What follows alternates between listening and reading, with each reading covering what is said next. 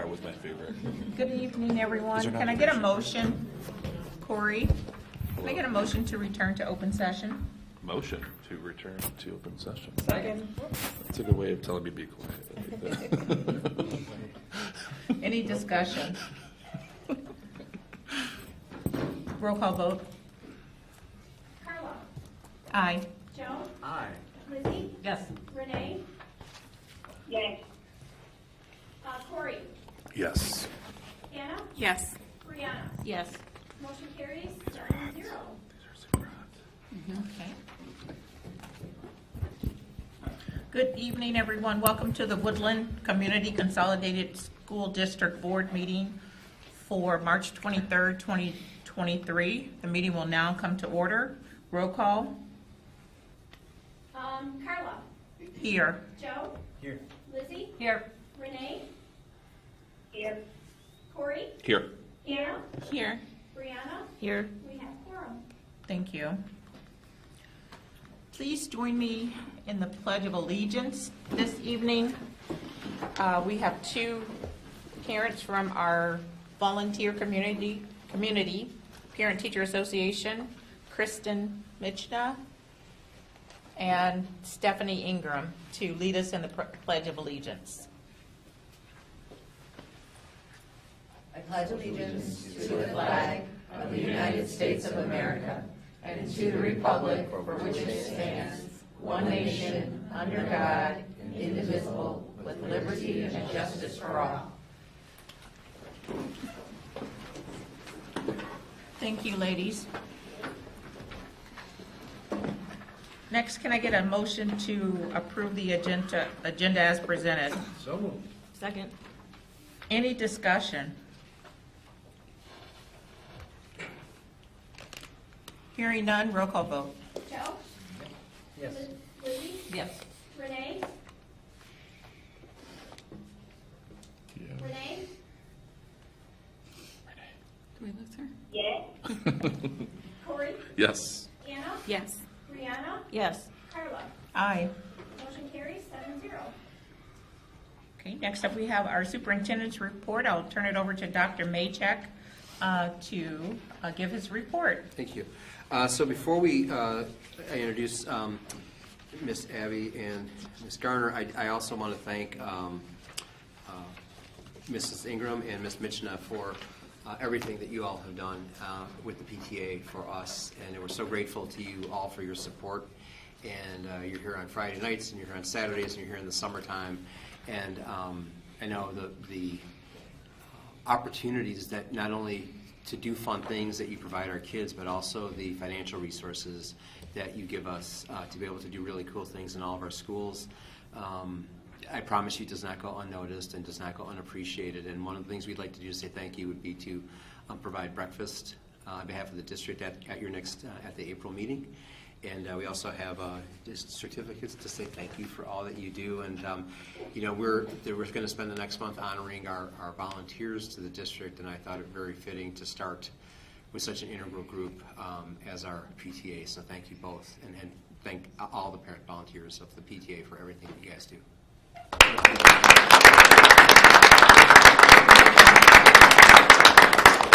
So can I present these to you?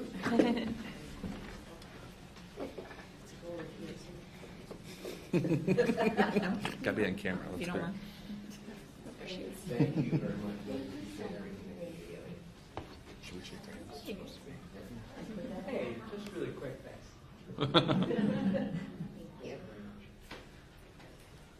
thanks. No picture?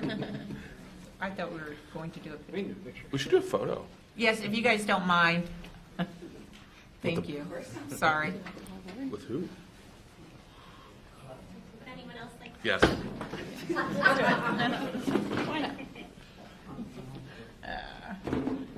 was trying to avoid getting us.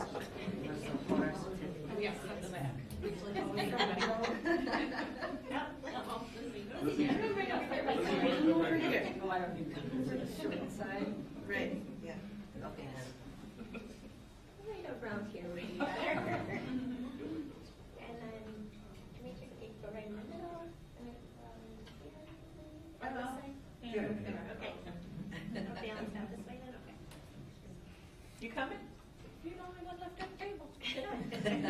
really do appreciate it. Where do you want me? Yeah, we're gonna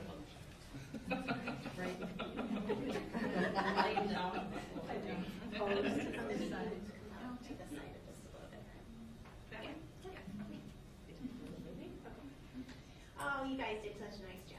Thank you.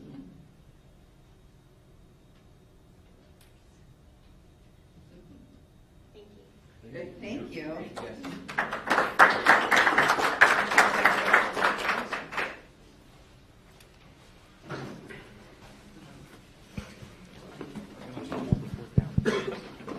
It's an emergency. Thanks for all your help with that.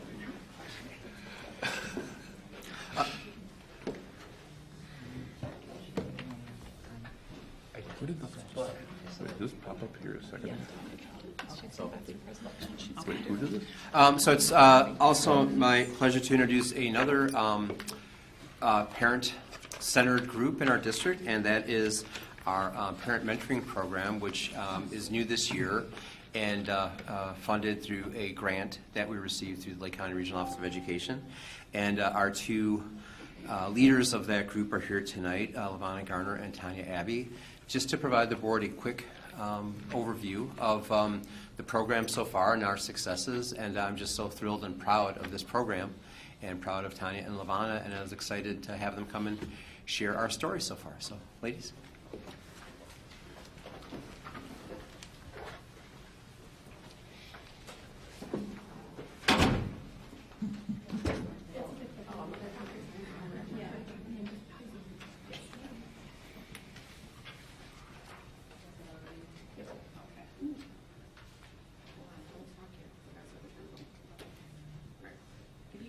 Good evening.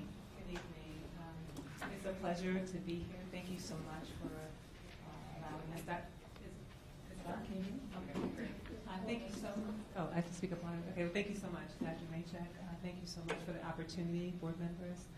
It is our pleasure to be able to come just to share a little bit about what we had the opportunity to do. And so I'm going to actually begin by sharing a little bit of the history of the Parent Mentor Program. It began in Logan Square Neighborhood Association in 1995 with their neighborhood schools.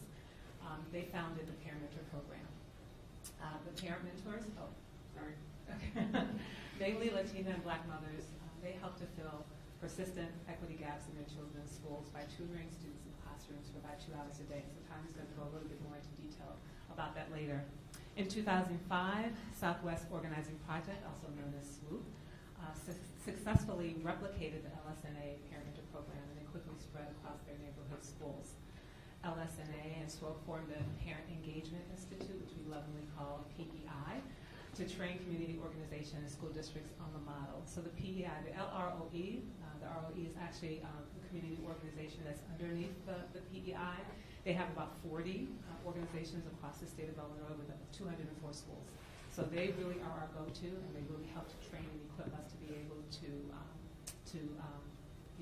push the program forward.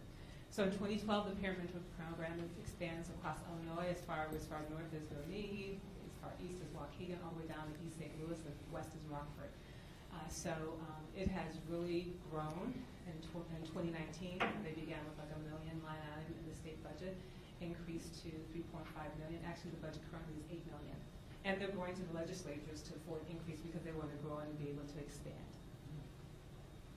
The Parent Mentor Program cultivates a strong cohort of leaders at each partner school. So it's a holistic strategy to address equity gaps through supporting kids in the classroom, fostering deep and long-lasting parent-teacher relationships, that's key, providing a support network for parents to pursue their dreams, and many of our parent mentors have done that, and you'll hear a little bit about that later, and eventually leveraging community resources and support for fully funded and culturally responsive schools.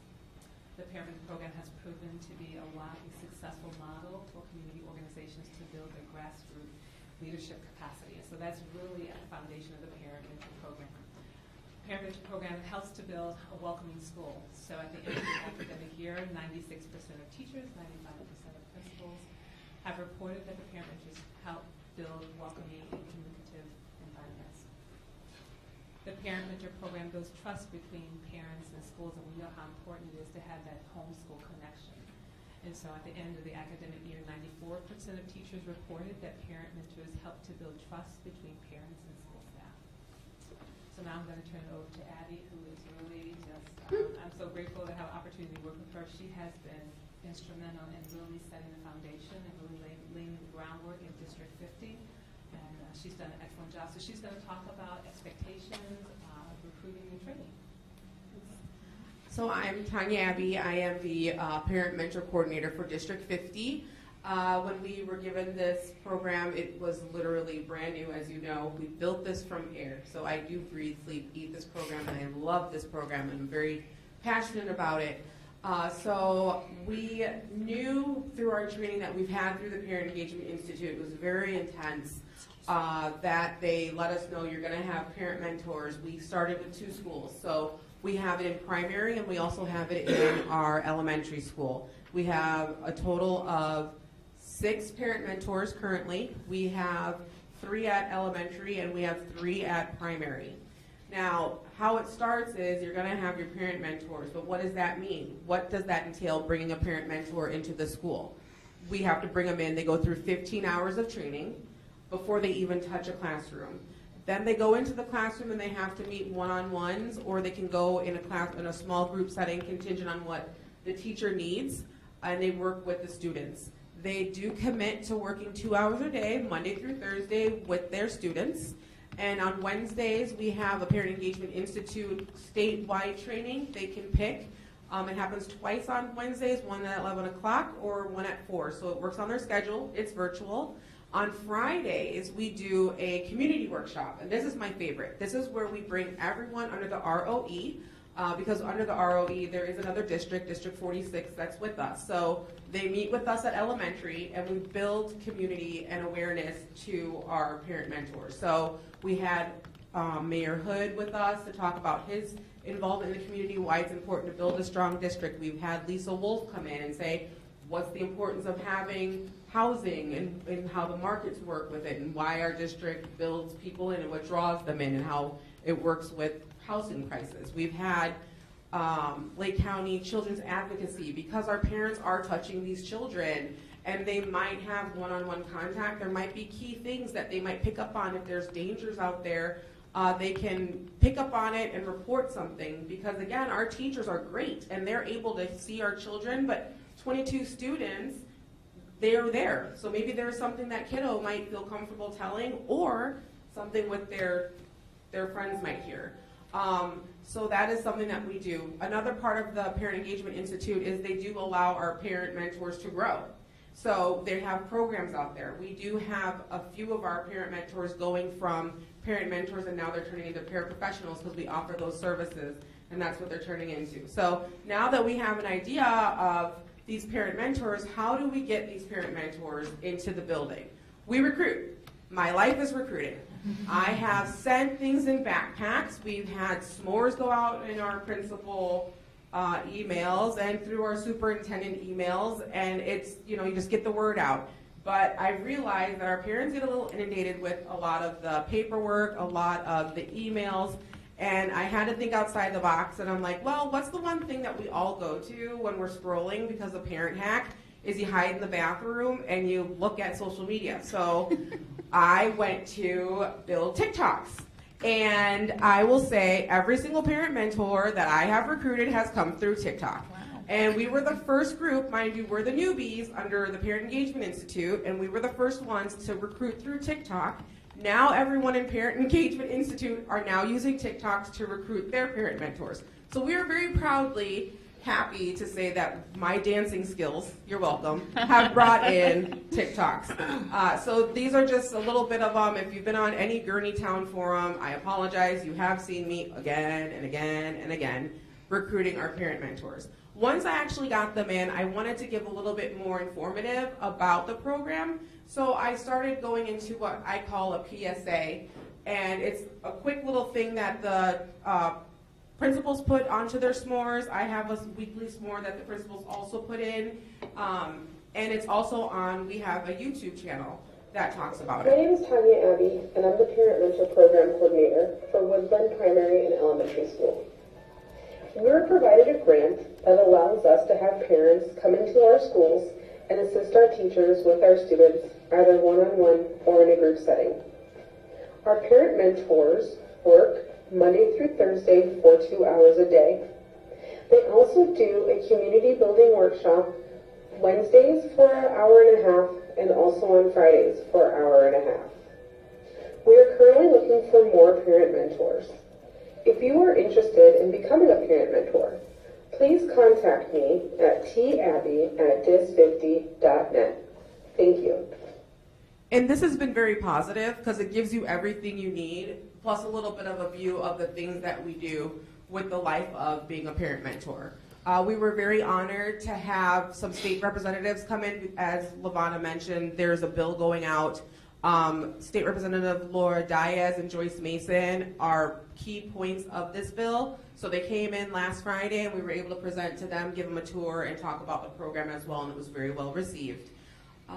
And I do have for you at your desks, there are testimonials from our principals, from our teachers, and from our parent mentors themselves to tell you the importance of the program and how they like it. And we are open now for any questions that you might have regarding this program. And thank you for allowing us to take this time. I do want to say one thing before about questions.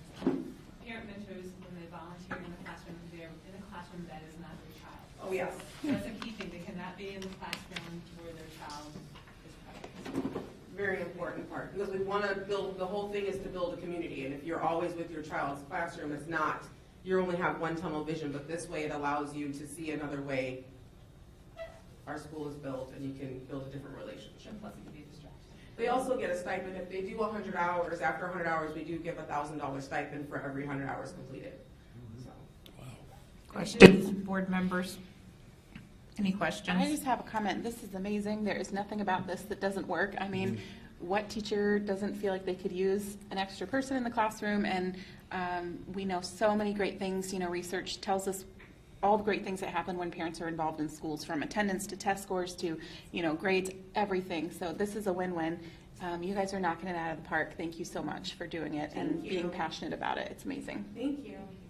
How many mentors does the grant permit, and how many more can you use? Sure. So the grant gave us 16. So since we were with two districts, 46 and 50, we had 8 and 8. So then within that 8 for 50, it was 4 at primary, 4 at elementary, and then 46 had to split 4 and 4 within their 2 schools.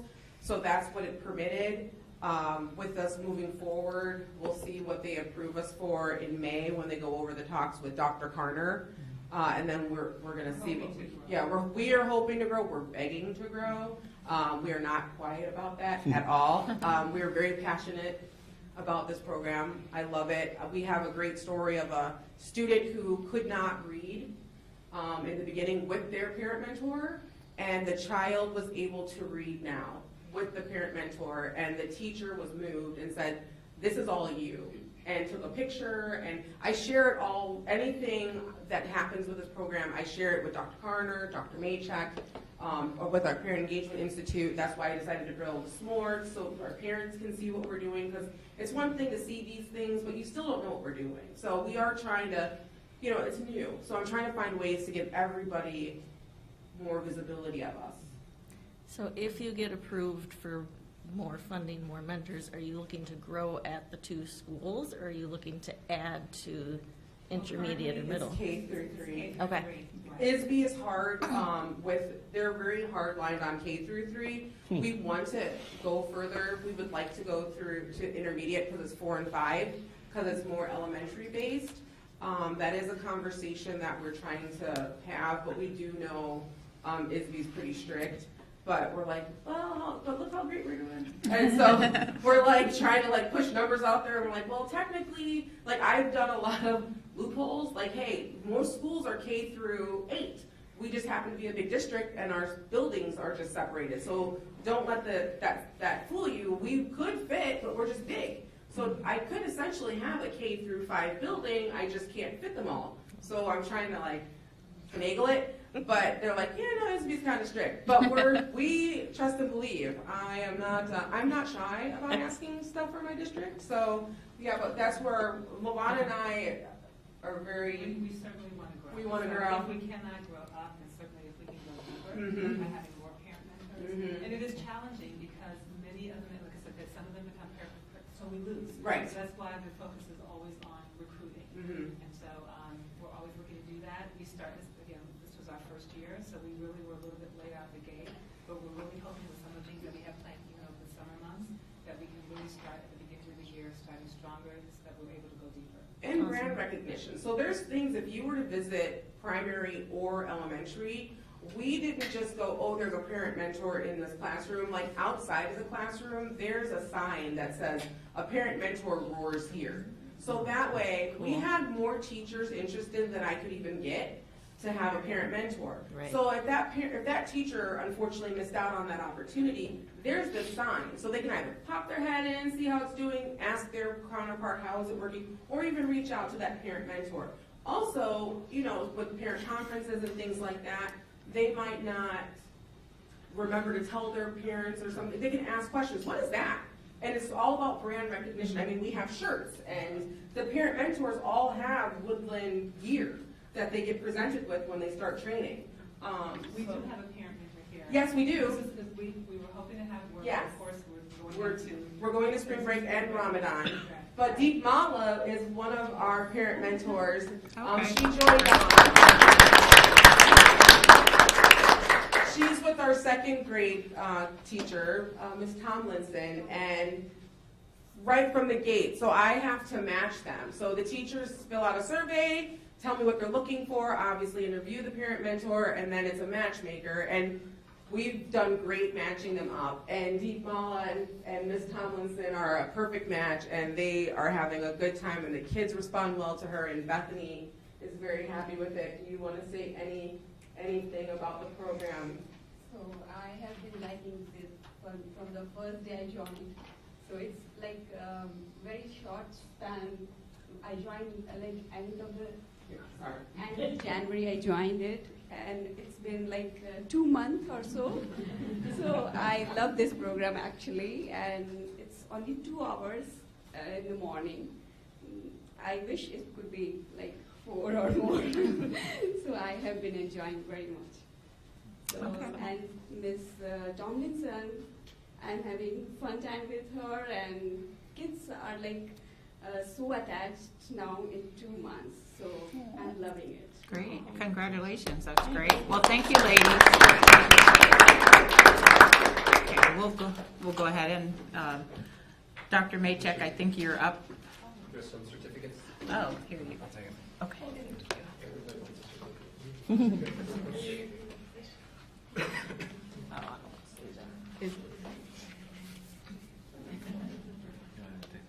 I don't think they're here. Yeah. Oh, you can go.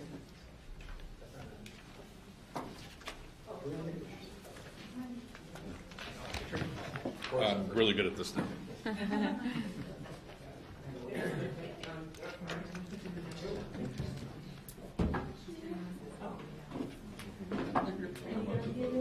Are we doing a photo?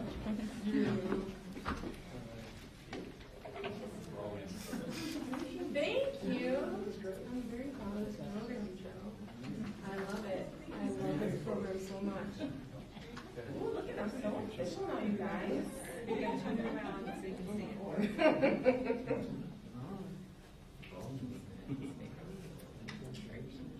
I'm showing it. You guys are getting the hang of this. Oh. I'm gonna have to do 2 different cameras here real quick. If you bear with me. Thanks. Mine. Thank you. It's like my one trick pony conversation piece. One more here. Thank you. Thank you, guys. Yeah, I know. You have a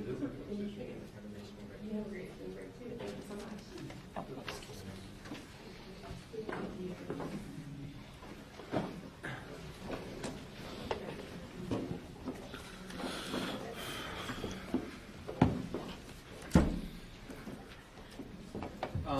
So the second part of my report is just to share as much or as little about Joe. the strategic plan process as you would like me to. So, being cognizant of the time, please obviously stop if you have questions.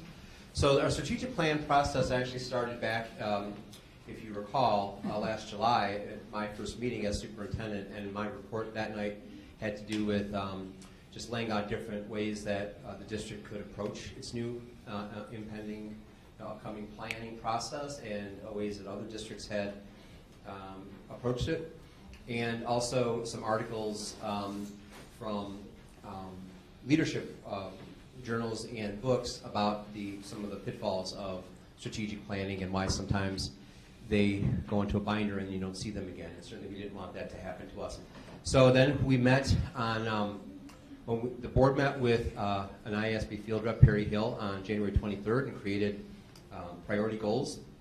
And then we took that information to our first community get-together, which was on January the 25th, and really kind of set the tone for doing something, brave and bold and courageous and creating this new plan that would benefit all of our children and staff members. And so we kind of started with some of these, leadership quotes, the Daniel Burnham in Building Chicago, Make No Small Plans, and then George Bernard Shaw, which was kind of copied by Robert Kennedy, the idea of dreaming things that never were and asking why not, and kind of setting the tone for coming up with a plan that we'd not seen before that could address needs we'd not experienced before. And so to get us started, I really want to thank Brooke Hegstrom, our communications manager, who really was the quarterback on creating 9 different thought exchange conversations with our middle school students, with our District 50 staff, and with our parent and community at large. And then from that community, all those different sources of feedback and those 9 exchanges, which generated more than 1,500 thoughts and comments, this is what came out. And so when you look at culture and climate and preparing for the future and values, and then when you kind of marry those with the priority goal areas that the board had identified, we were really closely aligned with what the community was telling us they wanted. Now there's a number of themes, and so Brooke grouped comments sort of thematically, and these are the points that came out. And as we mentioned throughout the planning process and even in our committee work, we made sure that our plan will capture every one of these concerns. Some of them are not shown up as goals or formal outcomes, but at the end of the presentation I'll talk about what the product will look like once it's approved, once the plan is approved and shared with the community, and we can share with all of our stakeholders how we're capturing all these concerns and hopes and dreams in this plan for our school district. So those were the 4 priority areas: student support, operations, finance, and education. One of the things that was really important to the board and to all of us was this idea that whatever the plan was going to look like, it would be, all the ideas would be generated through an equity lens. And we worked very closely with a DEI consultant, Christy Guillory Reed, who was very helpful and very knowledgeable about how to steer some of the ideas we talked about and sort of move them through this lens. And we looked at some of the products that school districts who were using equity as a framework for creating long-range planning. We settled on these 6 questions, which we thought captured, if we could answer these 6 questions as we were developing our goals and outcomes, we thought we would get pretty close to making sure that what we were writing down and what our aspirations were going to benefit all of our students and all of our staff members, not just a select one particular group. So those 6 questions are part of the plan. There you see the timeline. On March 1st, we had kind of our big reveal at intermediate, and out of the initial 77 participants that we had on January 25th, 62 folks came back, and we were able to share the plan, and they were able to ask questions and get feedback. The feedback was really positive.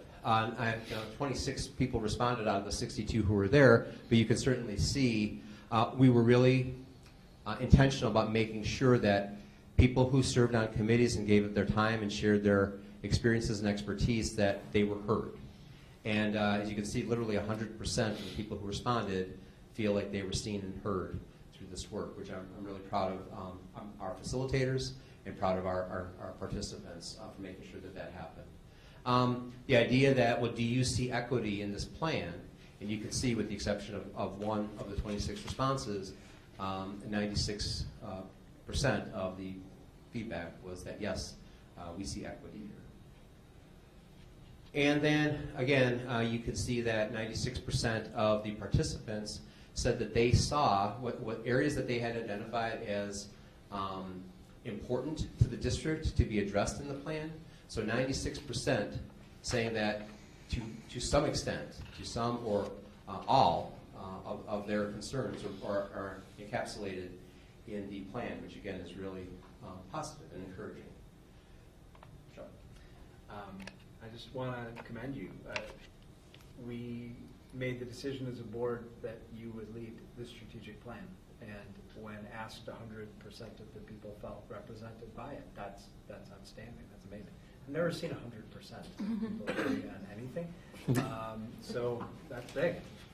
I'm glad the right 26 people responded.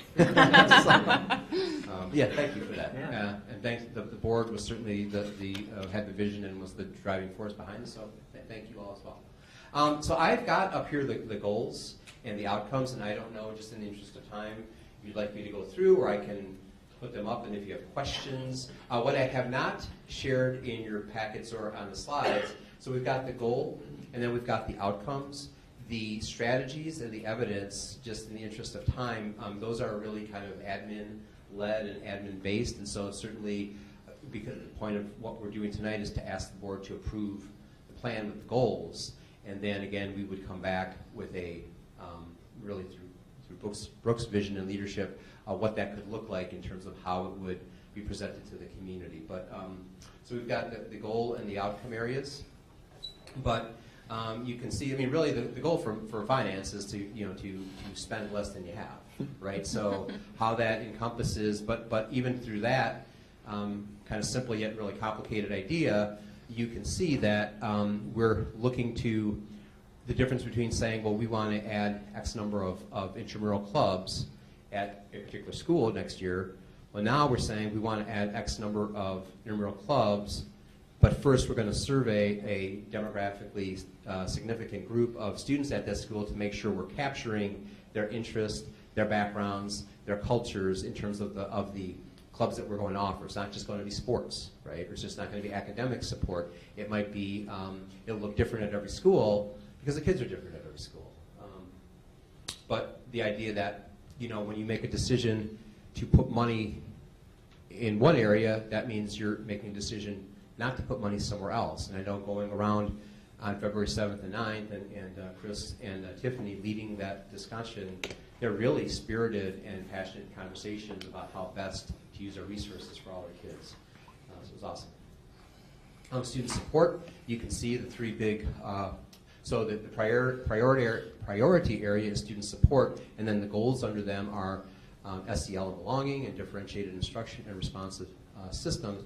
There's actually belonging, the belonging goal is addressed in our academics and education section as well. And then there was a question, well, that's overlap and where should it go? But I think that really is emblematic of how connected this plan is. Because, and really what I'm really encouraged about is that there's nothing that you're seeing tonight that exists in a vacuum. That everything that we're sharing or everything that we're recommending to the board impacts and is impacted by the other goals. And so you can't say, well, we're going to have a belonging goal. We're going to do belonging. And that belonging, just like equity, goes through student support, it goes through finance, and it goes through operations. You can see some of the really creative ideas that group came up with in terms of use of our space in our buildings. But the idea of belonging is everywhere. The idea of being responsive to student and staff needs is everywhere in the plan. And again, I think it's just really cool that it's they're all connected. It's not any one-off or standalone. And so you can see then what the outcomes are. And one of the concerns in terms of the feedback was, hey, this is all great, but at the bottom line, this is about, at the end of the day, this is about doing academics, and kids still need to know how to read and write and, get ready for high school. But when you look at the third outcome, we've addressed it. We've addressed idea of creating a culture of high-achieving excellence. And again, academic excellence is also addressed in the education goal. Again, it's not just one spot. It's the other thing that some of the people asked about is, well, what about addressing, trying to work with students on like PBIS or some of the behaviors that we're seeing across the district. We don't have a specific behavior goal per se, but when you look at working to make sure that kids feel like they belong, working to make sure that kids are recognized, making sure that we are giving students a voice, making sure that we're supporting staff who are working with a changing student demographic and that they can be successful. We think that if we do all those things successfully, one of the trailing indicators of doing those things successfully will be increased academic achievement. So I promise the board and I promise the community that we understand our goal is to prepare students academically. But we can't prepare them academically if we also don't support them socially and emotionally. So that's really what some of the specific outcomes address. Operations, safety, and security was huge, and it's in one way sad that we have to have kids talking about wanting to feel safer at school and can we have more lockdown drills. On the other hand, it's really encouraging that there's no concept any more important to anyone on our administrative team than keeping our students and staff safe in our schools. And so when you look at what we're going to do, we'll talk about investigating, we're going to investigate how to best address the needs of not only the physical, but again, the health, life, safety, the social, emotional needs of our students, staff, and community. And that will include some of the strategies are to continue to investigate different security systems, different ways of keeping us safe, increased use of cameras around the building. So yeah, that's there. We're certainly one of the leaders across Lake County and across the country in terms of us promoting sustainably and ecologically sound and environmentally responsible practices, and that shows up in our solar panels, and that shows up in our recycling efforts, and that shows up in our investigation of electric school buses. So again, the things that people said were important to them, it may not be a specific goal, but I promise you it's there. So then we get into education and academics. Again, we have belonging as we had in student support. But this one, the perspective on belonging for education and academics speaks to the idea of where do kids see themselves in the materials that they're invited to work with and to read. And that speaks to this idea of giving kids voice and choice in the curriculum, whether it's in terms of content or whether it's in terms of resources or whether it's in terms of the type of assessment that they're doing. And it's certainly, again, things are connected. At this time when we're working on looking at rethinking how we do our report cards, rethinking how we do grading, leads to this idea of collective efficacy, this idea that teachers across the district feel that they can make a difference with every single child. And it's this idea of having universally high expectations for all learners and then having the skills and the resources to help kids meet those high expectations. So collective efficacy, this idea that we can be successful with kids from diverse backgrounds who have different learning needs. Again, there's got implications for our advanced academic program. That has implications for our special needs students. That has implications for EL learners. So even though somebody may not see a specific goal about a specific group of students, we're cognizant and intentional about capturing that under this collective efficacy goal. You can see what the outcomes are.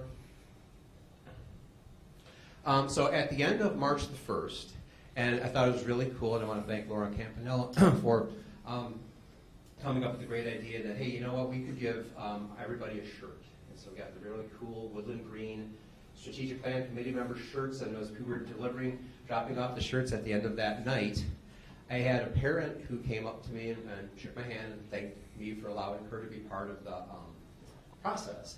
I was like, well, what did you think about what you heard tonight?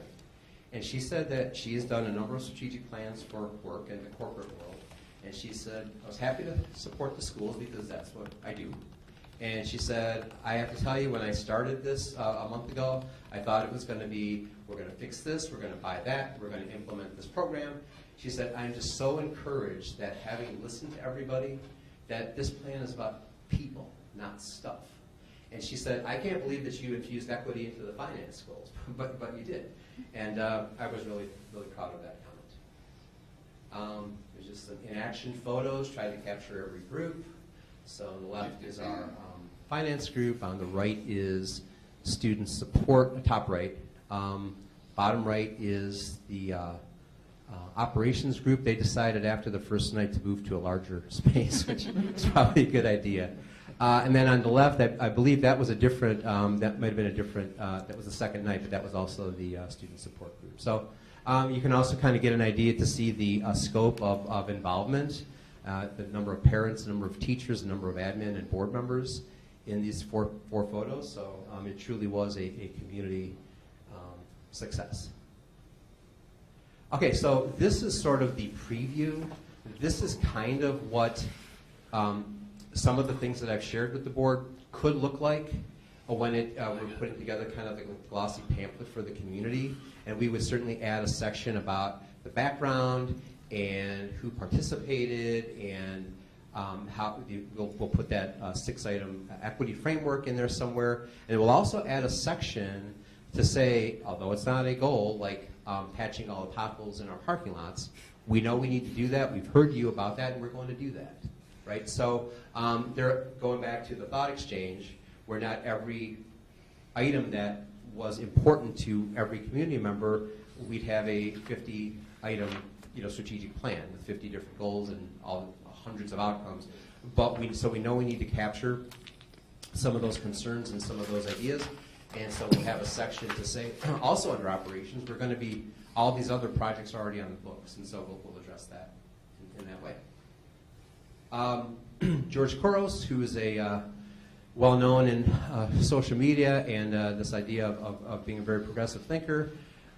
We have a leadership book going with our cabinet, and this past week, the section we read was focused on this quote, which I thought was very appropriate, and it's an opportunity to do something great. We're making no small plans, and we're being brave and bold and courageous, and I'm very excited about this one. Okay. Great job. Thank you. Questions? Yeah. Board members, any questions? Corey? It's more of a thank you. I know we looked at outsourcing it using like a third-party company to help with this, and I know you and your team took on the extra responsibility, so I applaud that. Also, just seeing from the pictures and being there, the number of people that showed up each night, cannot thank that enough, especially like twice a week that one time. And then Laura, thank you for all the food, the organization, everything of that sort. So it was above and beyond effort from the entire school district, so I'm really excited about it. So thank you for that. I would like to acknowledge Chris Bobeck and Tiffany, who facilitated our finance group. I would like to acknowledge John Fuhrer and Risa Cohen, who co-facilitated the operations committee, Dr. Linnea Walls and Martha Gutierrez, who facilitated student support, and then Dr. Steve Thomas and Dr. Vicki Kiefer, who did the education and academics group. So. Yeah, it was. They did a great job. Be able to rotate. I remember that one day we were rotating the classrooms again. It was just cool. The conversations from teachers to admin to parents, community members, even students was so cool to be part of. So I'm really excited about this. I want to echo that, and also to thank Laura, who was just amazing with everything that she was doing. And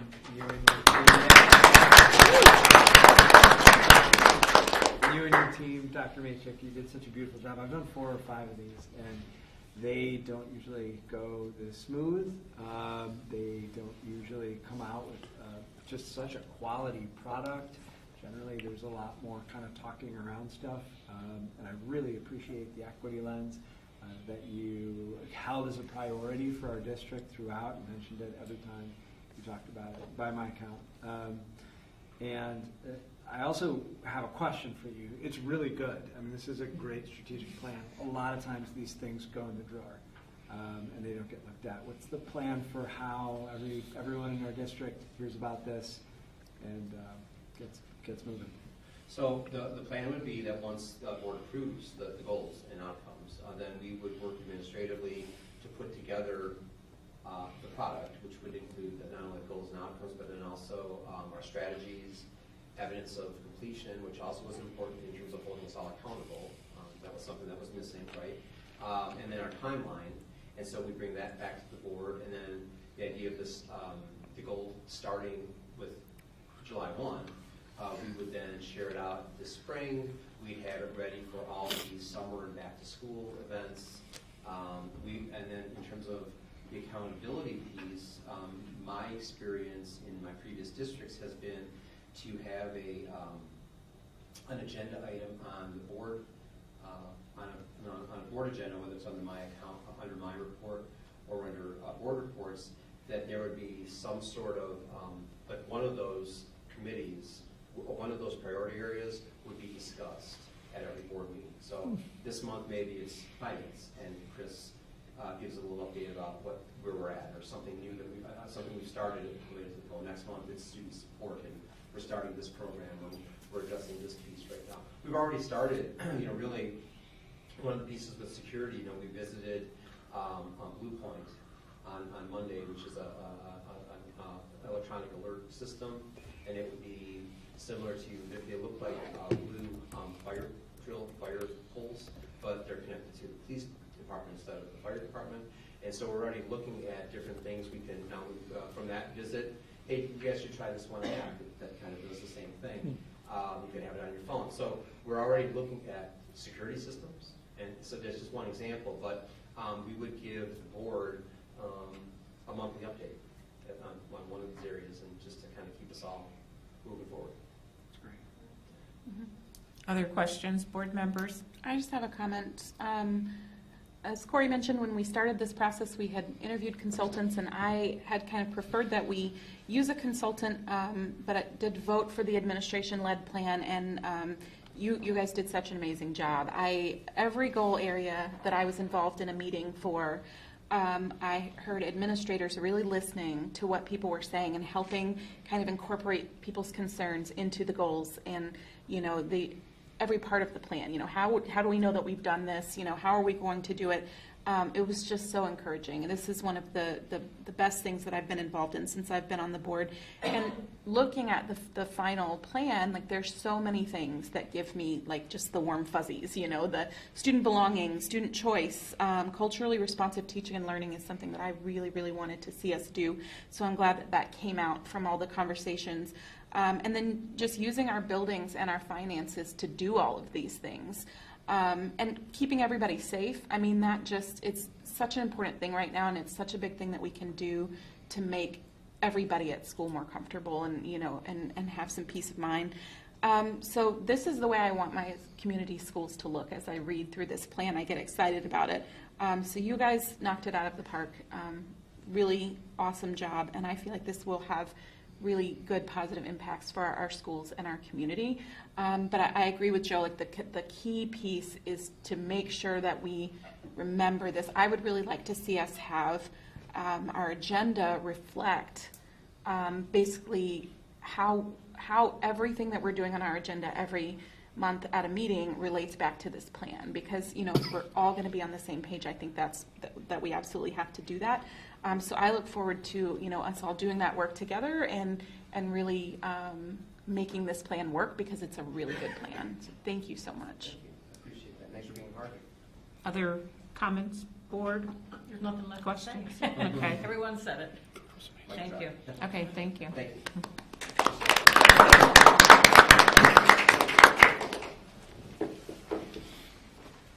Next up, we have citizen statements. Did anyone sign up?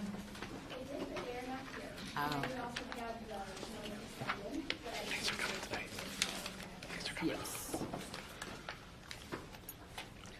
Okay, let's move forward then. Consent agenda is in your packet. Can I get a motion to approve the consent agenda as presented? So moved. Second? Discussion? Roll call vote. Lizzie? Yes. Renee? Yes. Corey? Yes. Anna? Yes. Brianna? Yes. Carla? Aye. Joe? Yes. Motion carries 7-0. Okay, great. Next up, we have the action items. There's several action items to go through. We'll start off with the approval of the 2023 to 2028 district strategic plan. Dr. Maychek just gave us a presentation overview of that plan. It's also in your packet. Can I get a motion to approve the district's 2023 to 2028 strategic plan effective July 1, 2023 as presented? I move to approve the district's 2023-28 strategic plan effective July 1, as presented. Second. Oh, 2 seconds. Okay, we have a first and a second, or is there any discussion? I loved the template of whoever's making that. Was that someone on the team or? Yes. That's really, I like that layout a lot, so I'm excited to see the end product. Other discussion? Hearing none. Roll call vote. Renee?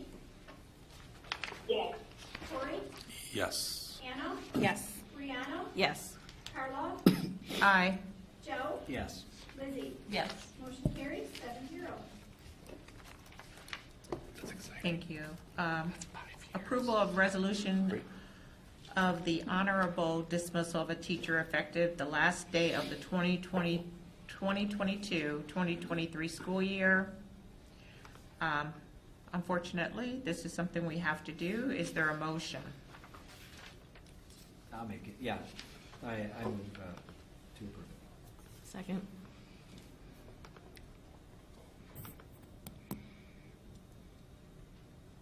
Did you? Yeah, I made the motion. Oh, second. Okay. Oh, sorry, I missed all of it, sorry. Any discussion? Okay, hearing none. Roll call vote. Tori? Yes. Anna? Yes. Brianna? Yes. Carla? Aye. Joe? Yes. Lizzie? Yes. Renee? Yes. Motion carries 7-0. Thank you. Approval of the revised district calendar. Can I get a motion to approve the revised district calendar for the 2023-2024 school year, moving 5 school improvement days from Fridays to Wednesdays on the following dates: November 1st, December 6th, April 17th, and May 8th? And March 6th. Oh, what did I get? There was one additional one, March 6th. Oh, March 6th. First to 6, yeah. I don't see it. It, Oh, I'm reading it off the sheet. Okay. Thank you. Okay, yeah. Do you want to make that motion? Yeah, I Do you move have to it? approve the revised district calendar for the 2023-24 school year, moving 5 sick days from Fridays to Wednesdays on the following dates: November 1st, December 6th, March 6th, April 17th, and May 8th. Yes. Second. I have a first and second. Any discussion? This is good. I'm glad that we're going to more effectively use these days. This is good. Yes. I'm also very fortunate that we have those days built into the calendar. I think those, I'm excited to see what those look like. I assume strategic planning will be part of it, so I'm excited to see what they turn out to be. I just want to thank you for all the detail and answering my questions and the. Thank you for asking. Who was polled and how they responded and who was supporting it and all that good stuff. Any further discussion? Roll call vote. Anna? Yes. Brianna? Yes. Carla? Aye. Joe? Yes. Lizzie? Yes. Renee? Yes. Tori? Yes. Motion carries 7-0. Thank you. Next up, we have in your packet a revised Director of Technology job description. Can I get a motion to approve the revised Director of Technology and Innovation job description effective July 1, 2023 as presented?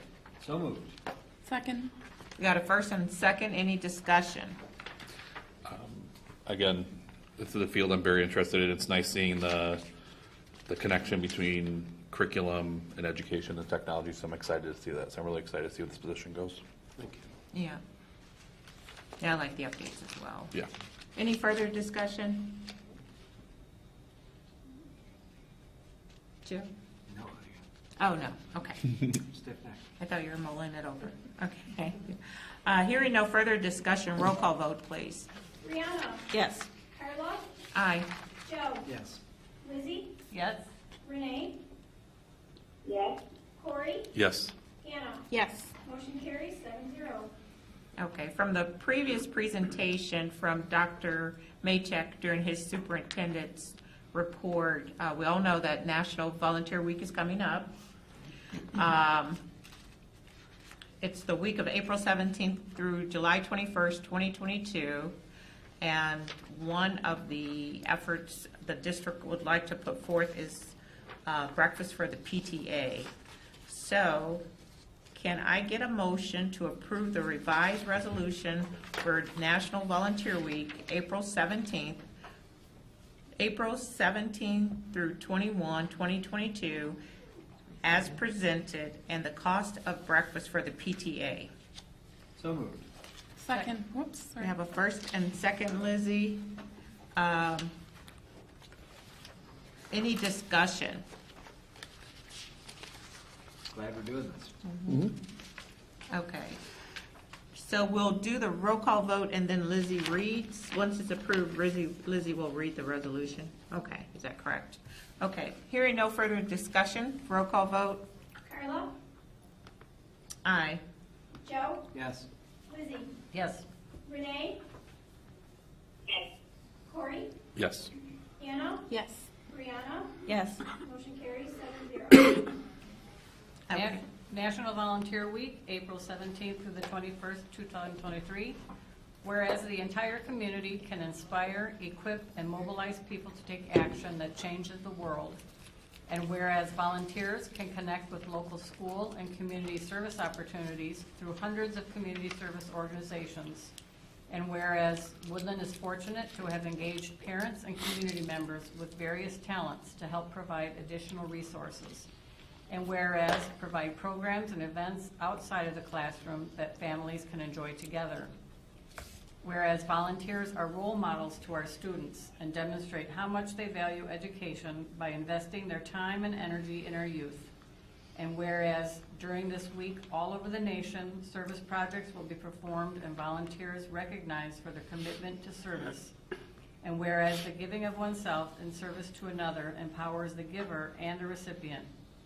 And whereas experience teaches us that government and schools by themselves cannot solve all of our nation's social problems. And whereas our school's volunteer force is a great treasure. And now therefore the Woodland District 50 Board of Education does hereby proclaim April 17th through the 21st, 2023 National Volunteer Week, and urge students, staff, administration, and citizens to pay tribute to our public school volunteers. All right. Alexa.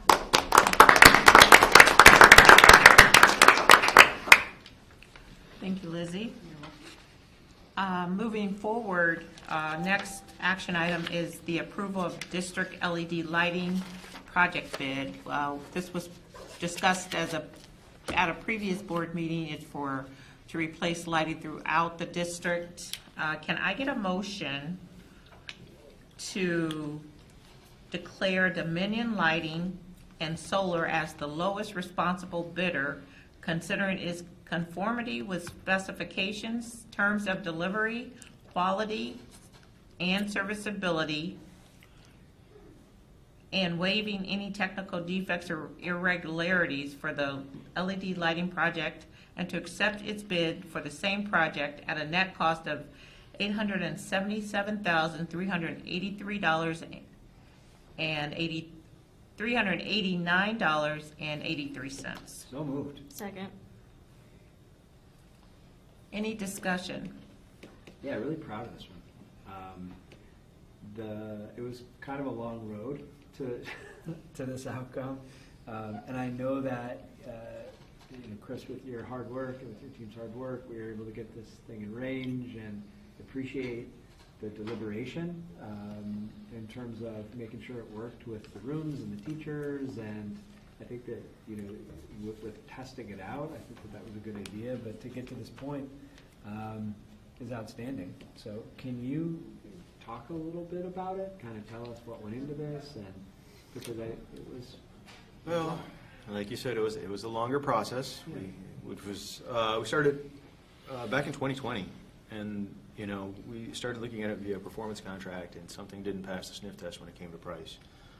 Original price was about $2.7 million. Sorry, one more time? 2.7. Okay. So if you look at the bid here, closer to 1.8, and then nearly $1 million worth of rebates, and there's an additional 25% bonus for getting a project approved prior to March 31st. Different set of lighting. We're actually the first one we were looking at was a bulb for bulb replacement. This one is different than that. This one actually they're going to have. It's going to be an all new setup. You're going to have the opportunity to dim and all that good stuff. We're based off of where we started in 2021 and the price that we got, or in 2020 and the price that we looked at to where we're at now. We're ecstatic about this. Yeah, great job. And a big thanks to John Fuhrer, who did a lot of the legwork. Great job, John. And that vote, that's that's more than $1.5 million that the district, if we would have gone with that first bid, all the time, all the hard work, but think of what $1.5 million buys for this district. And think of the lifetime of savings from having LED lights. And how much that's going to save us in terms of energy costs, and along with our solar panels. I mean, this looks like light bulbs on an agenda, but it's a lot to be proud of. So thank you. Thank you. Yeah, thank you. Any further discussion? Roll call vote. Joe? Yeah, let me ask. Lizzie? Yes. Renee? Yes. Corey? Yes. Anna? Brianna? Yes. Carla? Aye. Do you want me to wait for? Okay. Nope. Motion carries 6-0. Approval of primary the next item on the agenda for approval is the primary and elementary school asphalt bid. Again, this is something that we've discussed, especially in the last months. So can I get a motion to award Schroeder Asphalt Services the primary and elementary school? Okay. I apologize because I think my glasses are not reading. Can I get a motion to award Schroeder and Asphalt Services the primary and elementary schools asphalt project as lowest responsible bidder at a cost of $1,985,000? Sure. There was a couple words in there. I move to award Schroeder Asphalt Services the primary and elementary school the 2023 asphalt project as the lowest reasonable bidder at a cost of $1,985,000. Is there a second? Second. Any discussion? Roll call vote. Lizzie? Yes. Renee? Yes. Corey? Yes. Anna? Brianna? Yes. Carla? Aye. Joe? Yes. Motion carries 6-0. Okay. That is it for action items for tonight. Did we want to take a quick stretch break, 5 minutes? I need it. Okay, yes. Sorry. Absolutely love the idea. My knee can only sit for so long. Let's take a 5-minute stretch break. Renee, what I'm going to do for the next item is I'm going to call Dr. Mejia, who's with Dr. Sambana. So then it'll end up being like a conference call. Okay, but you shouldn't notice anything different. But I don't know if you're going to hear any beeps or anything like that. Okay, is she not expecting? I found a few. Okay. I was wondering if you just had like All right, then never mind, Renee. We're good. Thank you. No. I mean, if you don't mind. And then, in all their examples, they had the menu closed out. That's not the default, right? I was looking at their examples online. Like, they had their menu bar just like closed out. That's not the default, right? Like, it could show the main items on the menu bar. You have no idea what I mean. I could show you real quick. Yeah.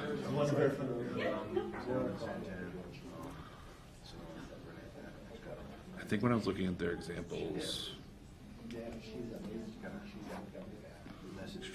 websites are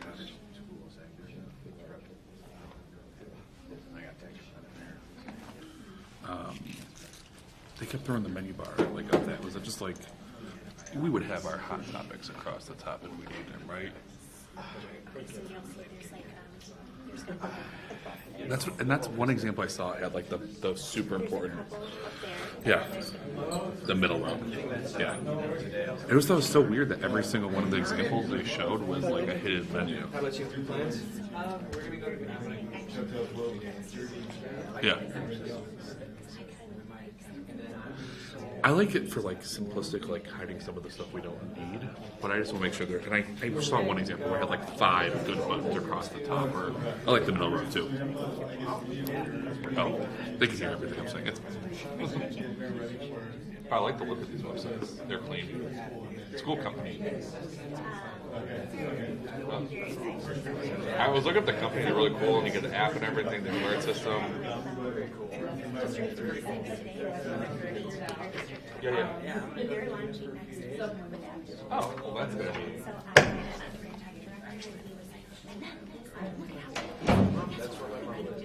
Well, that'd be awesome for consistency.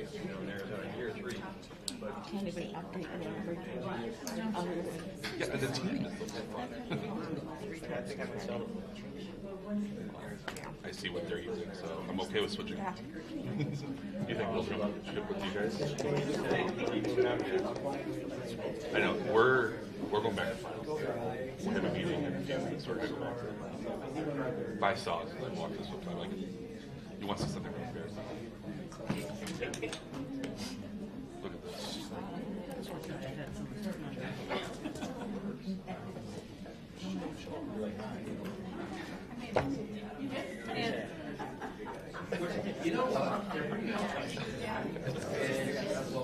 So I was gonna say $1.5 million. Some stuff. I know.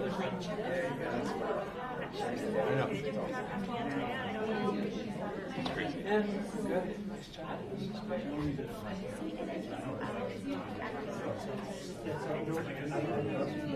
Yeah, I know. I'm not sure how you guys are going to run it. Like, I remember when they did the refresh in our district, there was 1 or 2 board members on the committee or part of the close conversation, but happy, obviously. Yeah. I mean, I love this stuff, obviously, but I researched like I'm actually going to bring it to my tech department in a week, like when we get back from break, because it's like, why didn't we look at this in one of our options before?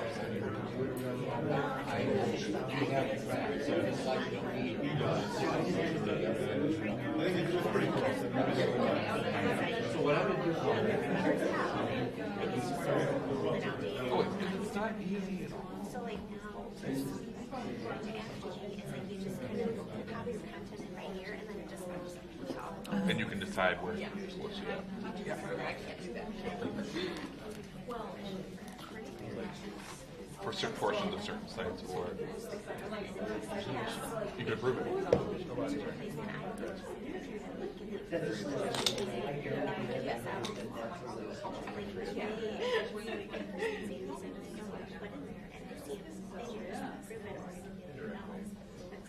Right.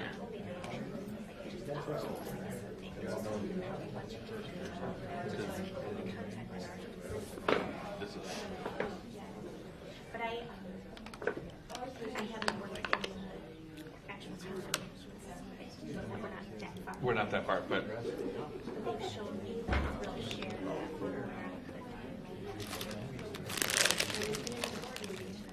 Okay, we should probably go ahead and get started. Come back together. I saw the app was really exciting. Who are we missing? I had one quick question. What was it? It just disappeared. But it was website related. I'm just really excited. Ready, Dr. Maychek? Oh, you're giving the presentation, correct? So we'll start off with our first presentation under discussions. Brooke, we'll go ahead and get started. Thanks. We have a written report in our packet and a presentation tonight on Aptigee, the new website and communications platform. So I'll turn it over to Dr. Maychek and Brooke. Thank you. Yes, so kind of going along with our strategic plan, we heard from the community and certainly internally users of our website trying to find documents and information. It's been a challenge, and I've heard from day one, hey, you got to do something about the website, or can you fix the website, or can we do something about the website? You know, through this whole process, I also learned that we actually have a mobile app, which is not very popular, and really, its only function is when you click on something, it takes you back to the website. So, you know, certainly in terms of trying to improve communications between school and home, we all knew that, you know, redoing the website was going to be part of the new plan. We kept saying, well, when we work on the plan, it doesn't make sense to try to overhaul it now because let's see where we're going to move. And Apogee is going to be a perfect fit for us, which Brooke will be talking about. As we approached, like, what do we do with the website? So we currently use a company called Blackboard. There's like several kind of big website providers. There's hosts. There's Blackboard, and then there's a group called Finalsite. And it's kind of funny because as we're talking about, well, what would Finalsite be able to do for us that Blackboard can't? Finalsite bought Blackboard. So now there's like one and the same, or Blackboard but Finalsite, one or the other. But they're the same now. So we thought, all right, well, we know what we're getting then. And a number of, as I was attending monthly superintendent meetings, more and more I kept hearing about how different districts were going to this group called Apogee, and what awesome customer service they had, and how easy they were to work with, and the level of support that they offer as part of your plan with them. And then almost sort of serendipitously, I started getting, you know, we all get like those flyers in the mailbox, and I started getting stuff from Apogee. But they couldn't have been nicer. They kept sending things, which I kept giving to people in the office, but like they sent a card, but it was like a video of our building, and it said, you should use Apogee. Then they sent a bunch of sugar cookies with the Woodland logo, you should use Apogee. And it was just, I thought, well, they're trying really hard, so it wouldn't hurt to call them, give them a call. So I called them, and I was really impressed, and I told them that a number of area districts are already using them and spoke very highly of them. And so they started sending me links to different the districts that they work with, and they were telling me, well, this group wanted this particular thing on the website, and you can see, you can do video, you can do this, you can do that. Okay, so there was something there that I thought, well, this is a group worth investigating. When they sent me a proposal, and you can see what we're paying now versus what we would pay if we moved to Apogee, besides being a much better and user-friendly product, in my mind, it was also cheaper, which they were, Apogee was very surprised when I told them that they were cheaper than our current provider. They said, we usually have to, she said, Erin, our rep, said, the one thing we typically have to apologize for is how expensive we are, but we're actually saving money, so that's a good thing.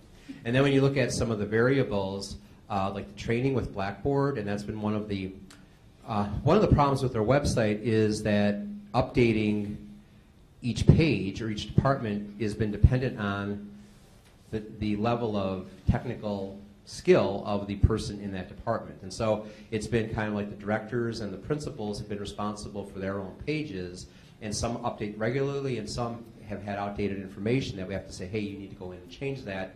And then we usually requires a call to the tech department for somebody to come over and help them make that change or remove something that's outdated.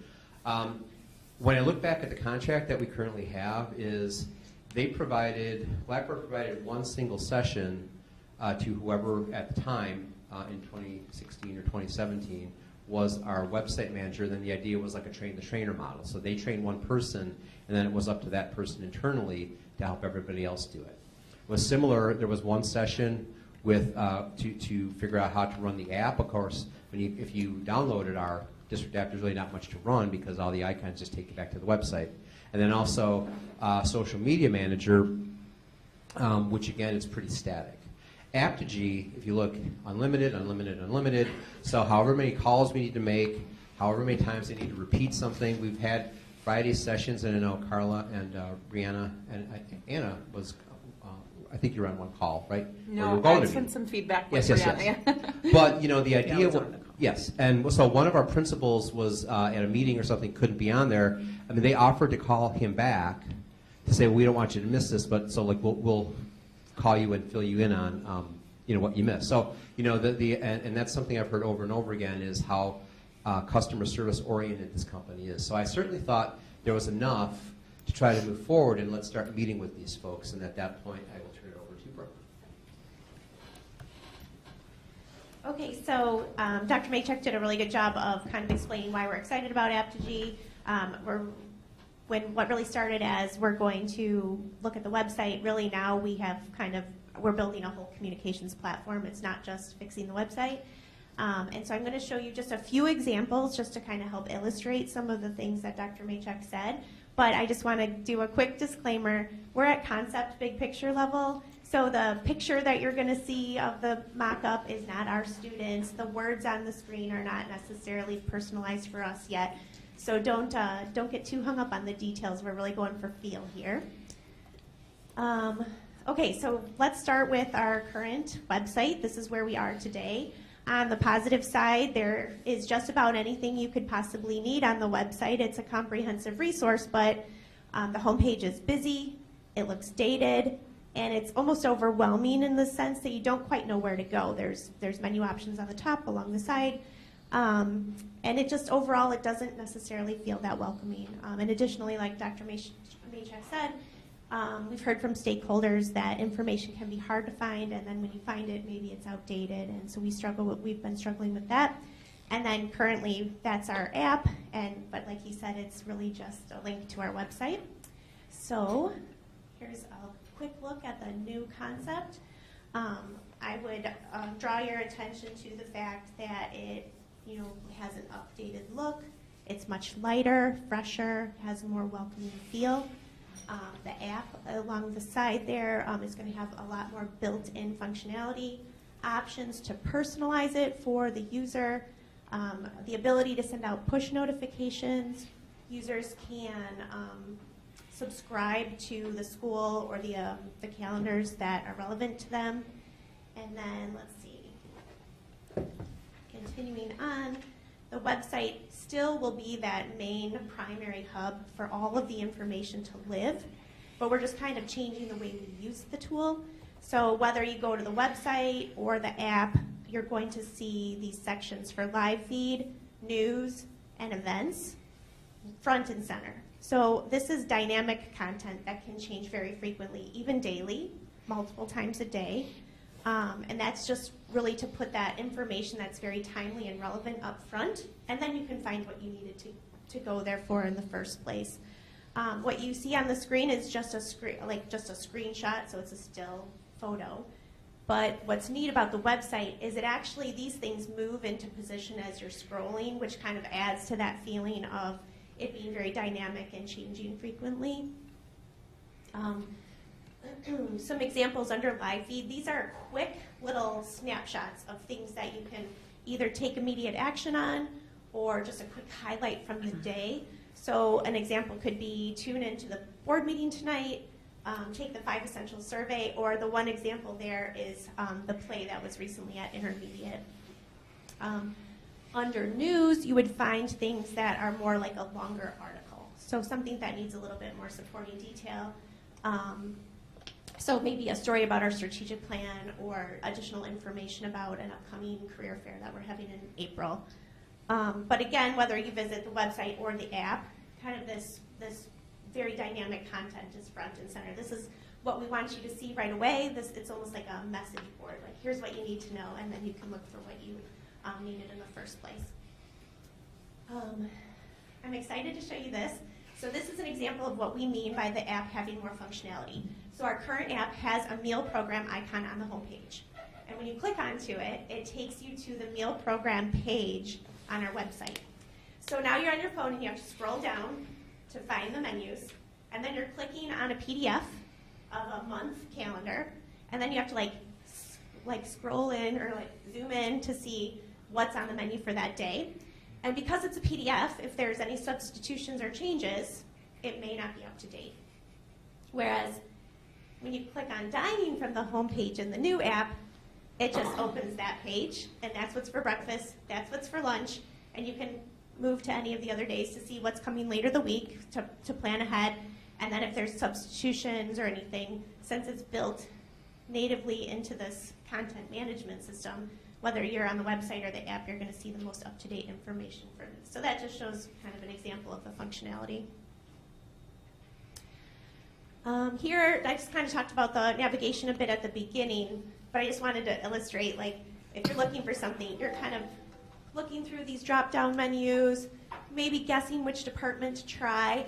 Then there's additional navigation on top. There's quick links on the side. You're not quite sure where to go. So we want to streamline that on the new site. So you can see there's a few options at the top and a few main things we know you're going to want in the middle there. But if you click on the menu, it just opens the whole site menu, and so you can kind of quickly glance for the topic you're looking for. That, again, it's not populated with all our content yet, so there will be more things there. But and then, of course, you can always use the search engine, which will be a nice, robust search engine. Just a few quick points about some of the feedback we've gotten so far.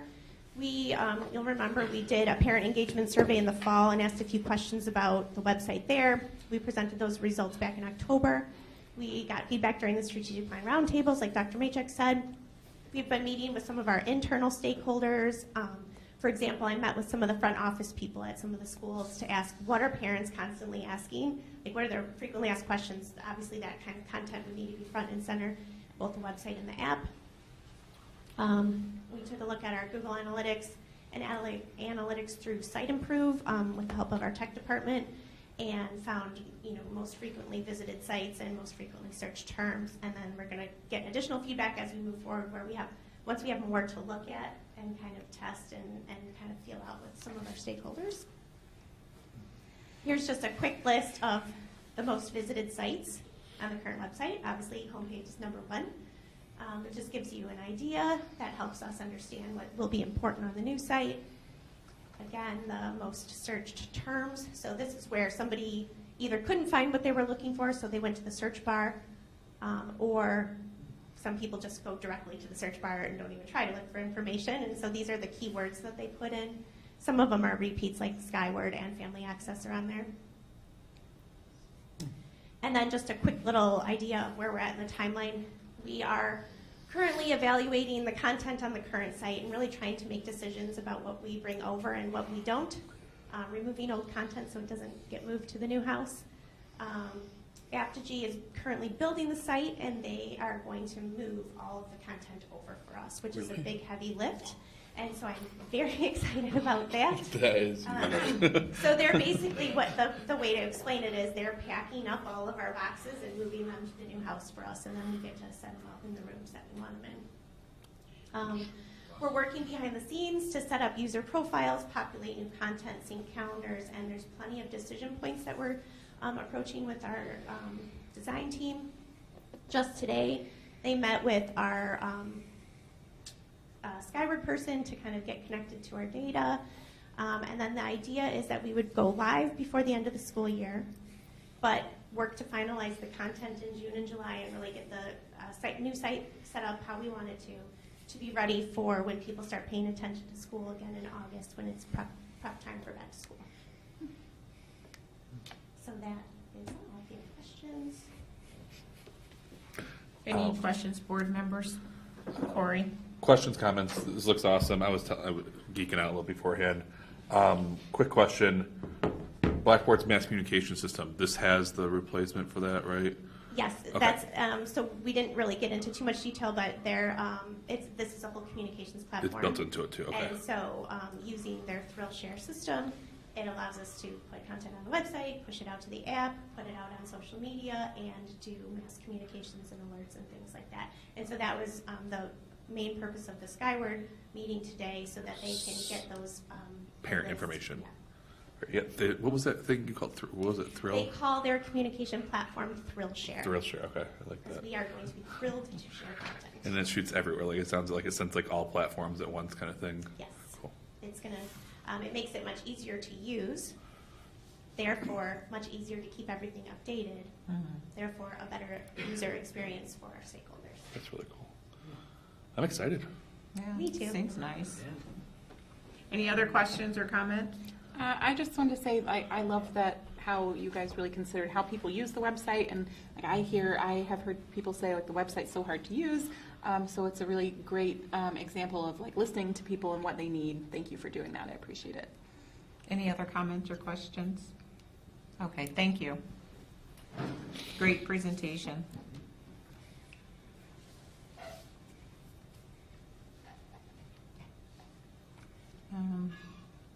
Next up, we have a written report on and a presentation on students, teachers, officers preventing school violence STOP grant. And that'll be Dr. Maychek and Dr. Paul Sabanis. Yes.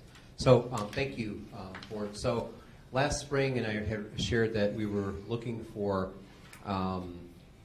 different opportunities to get different resources for related to school safety, and there were a number of different grants floating around that we heard about. Rather, one grant we had to submit the proposal like within a week of hearing about it. So, there was this flurry of activity last spring. One of the grants that was out there was called the STOP grant, as Dr.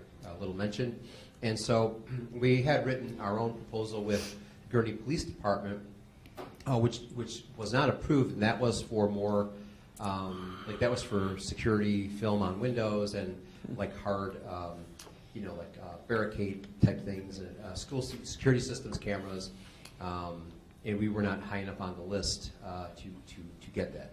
What we were approved for, we wrote the same grant, but from an SEL bent.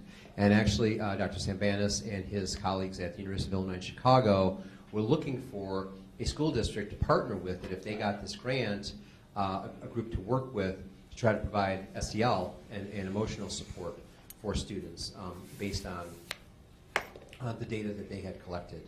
And so part of the grant is to have Dr. Sambanis come here and explain to our board what it is that U of I is going to do with us and for us, and then how we'll move forward. So I'd like to introduce Dr. Paul Sambanis. Okay.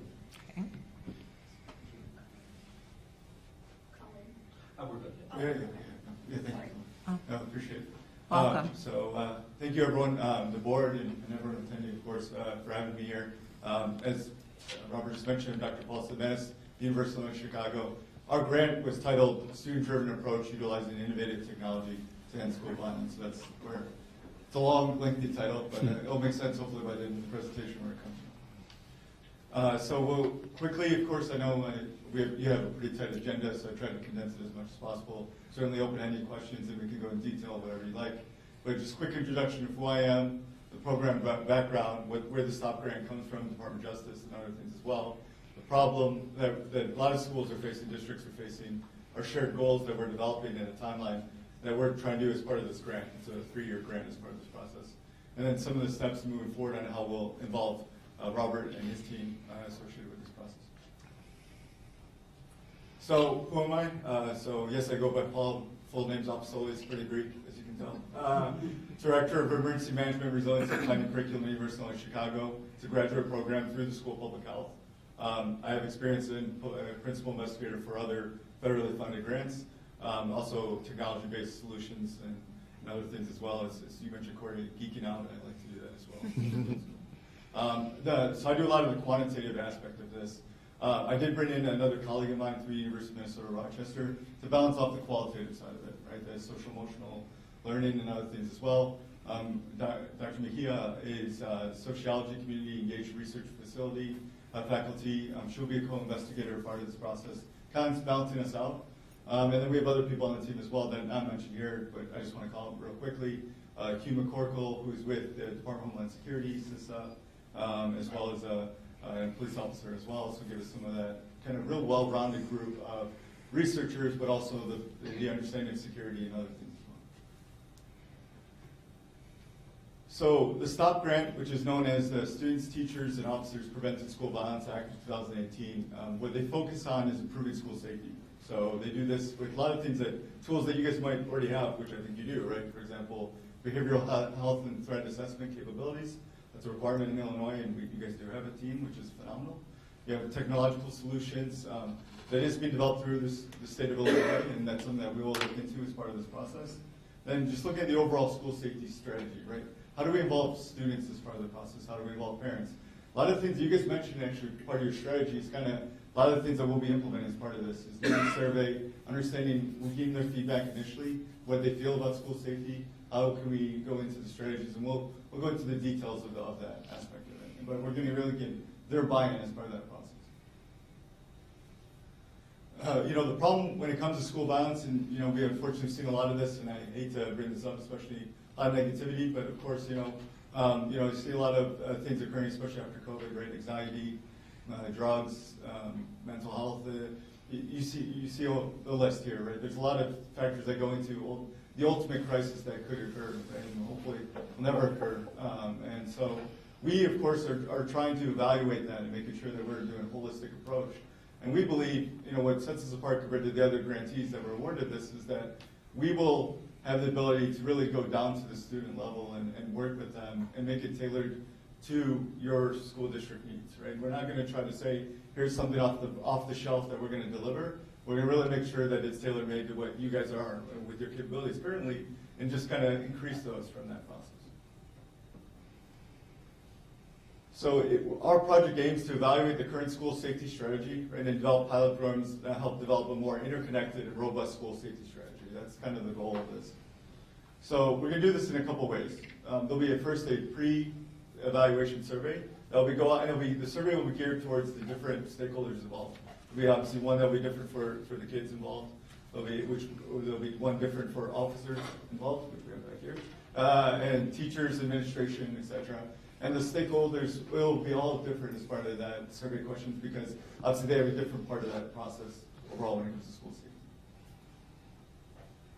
Then there'll be a different training that we help develop, and we tell templates that you guys will utilize, hopefully, ongoing as part of that process that you guys will have. So one will be geared towards, of course, children, one will be geared towards teacher administration, and one will be geared towards officers and others, and how to really approach situations and de-escalation techniques, et cetera, and everything else. So really tailored with their part of that process.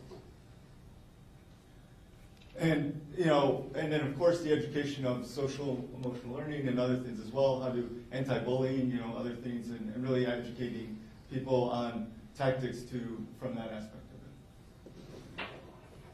And then technology is an element here. So you guys are, of course, implementing potential new technology that we can utilize as part of this.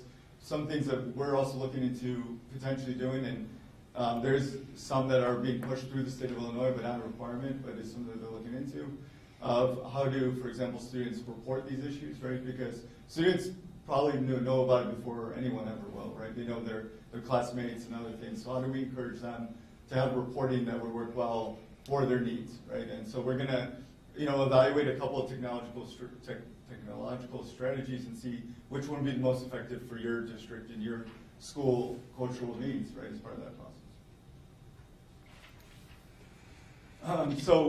Of course, we've completed our orientation. We are doing this through the School of Public Health, so we are doing a full IRB, and we're in the developmental phase, which has been approved. Essentially, that means that gives us approval to at least just start doing the hiring, getting the planning, talking to you guys as part of this process and everything else. We are looking to get some support staff, so some of the support staff that will be hired, that will come here to help your team here is, for example, a climate specialist, research coordinator. So these individuals will help us kind of work with, because there's a lot of groups involved that need to be part of this process, as you can imagine. So we need to have staff here and available for you guys as part of this process. All of the qualitative and community engaged collection data, we'll make sure we have all the tools in place. All the privacy will be, all the information will be de-identified. We don't need individual information about individual students, right? It's just the general outlook of the overall program and everything else. Just some timeline. Generally, of course, we've done a lot of, like I mentioned, a lot of the forms, the IRBs, other things as well. April 30th is when we're going to try to have the survey started, drafted, working through on developing that baseline and database. And then April to December is working through some of that qualitative and community engagement research activities, right? Working with parents to make sure we can get their permission to talk to some of their students, some of the photo voice and performance activities, which is a lot of Dr. Mejia will be helping lead through that aspect of it. And then, of course, developing these new training curriculums, hopefully potentially piloting some new technological solutions, updating our credit assessment templates, seeing what we can do to improve the overall process, making sure that it's fully interconnected through this whole system. And then we're going to conduct focus groups and user experience testing if there is any new technological solutions as part of this process. Making sure, for example, if we're wanting the students to start reporting these issues, making sure that they have the ability to work through this process as part of it. And then we'll obviously do a kind of a gut check, right? Program effectiveness, making sure is it being effective, make any adjustments, make it an iterative process, and then do a post-implementation survey. And we have a hypothesis, right? We're hoping to see the number of cases, incidents report for the physical violence cases go down, right? So we're hoping that there'll be more kind of discussion when it comes to these things, right? And we're going to then finalize the training, finalize the templates, have everything ready to go for you guys, and then we'll give a final report to the Department of Justice. This is just kind of a graphic view of just what exactly I said. And then, just as long as you guys are okay, of course, with this process, we want to make sure that you guys are fully aware of what's going on. We don't want to do anything that you're unaware of. We all are going to put in the right data sharing agreements and other things, MOUs in place, making sure, obviously, all the legal structure that we need is there in place. Convene with your current behavioral health and threat assessment team, start gathering that baseline, and then hopefully the end goal, right, develop a unique approach to violence prevention for your Woodland School District. So that's all I really had. Hopefully it's a good summary, but if there's any questions, I'm more than welcome. Thank you. It was a great overview. Any questions, board members?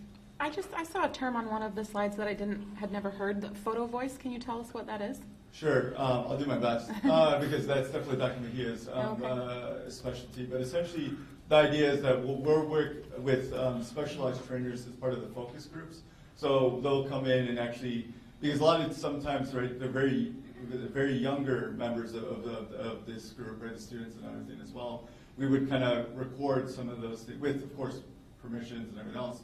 So we'd actually record what they're saying and then can dictate that and other things as well as part of that process. So that's what we mean by it, right? Essentially record their responses to it. Interesting. This is other questions? All really interesting and sounds great. I'm excited about it. Other questions? So you'll be working with what grade level of students? Yeah, so we initially proposed, of course, as young as kindergarten, but it depends on, of course, the level of commitment. I mean, obviously, again, this is all driven by parents' permission, right, as part of that. So it depends on who's willing to sign up, I guess, as part of that process. So we're hoping to get that young, but we certainly know that, obviously, that could be probably difficult, right, and stuff. So, but elementary school students is something that we would want to kind of really work through and kind of educate them at a young age, right, to say, educate them young and so that they can really understand how to spot these issues and how to kind of approach it in the right manner and report it if need be. And I'm sorry, any other questions from other board members? And has this project been implemented in other school districts? Yeah, this has been.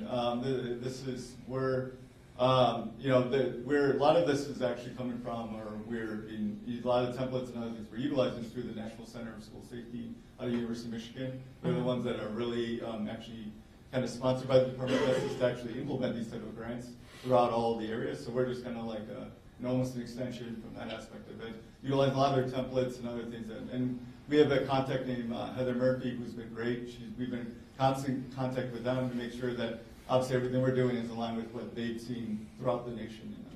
Okay. Other questions? Yeah, it sounds great. This sounds amazing. Thank you. Thank you. Great presentation. Looking forward to hearing more as the project progresses. Absolutely, yeah, we'll definitely come back, and like I said, we'll hopefully be a constant voice for the next 3 years. Okay, great, thanks. Thank you for coming out. Thank you. Next up, in terms of presentations, there's a written report on the District 50 and Warren Township Family and Youth Services in Counseling pilot. Dr. Walls is here in case we have any questions. So I'll open it up for any questions that you may have. Dr. Walls, did you want to come forward in case there's questions? We're going to start with questions first, or do you want a general overview? Yes, Yeah. please. Okay. Yes. Thank you.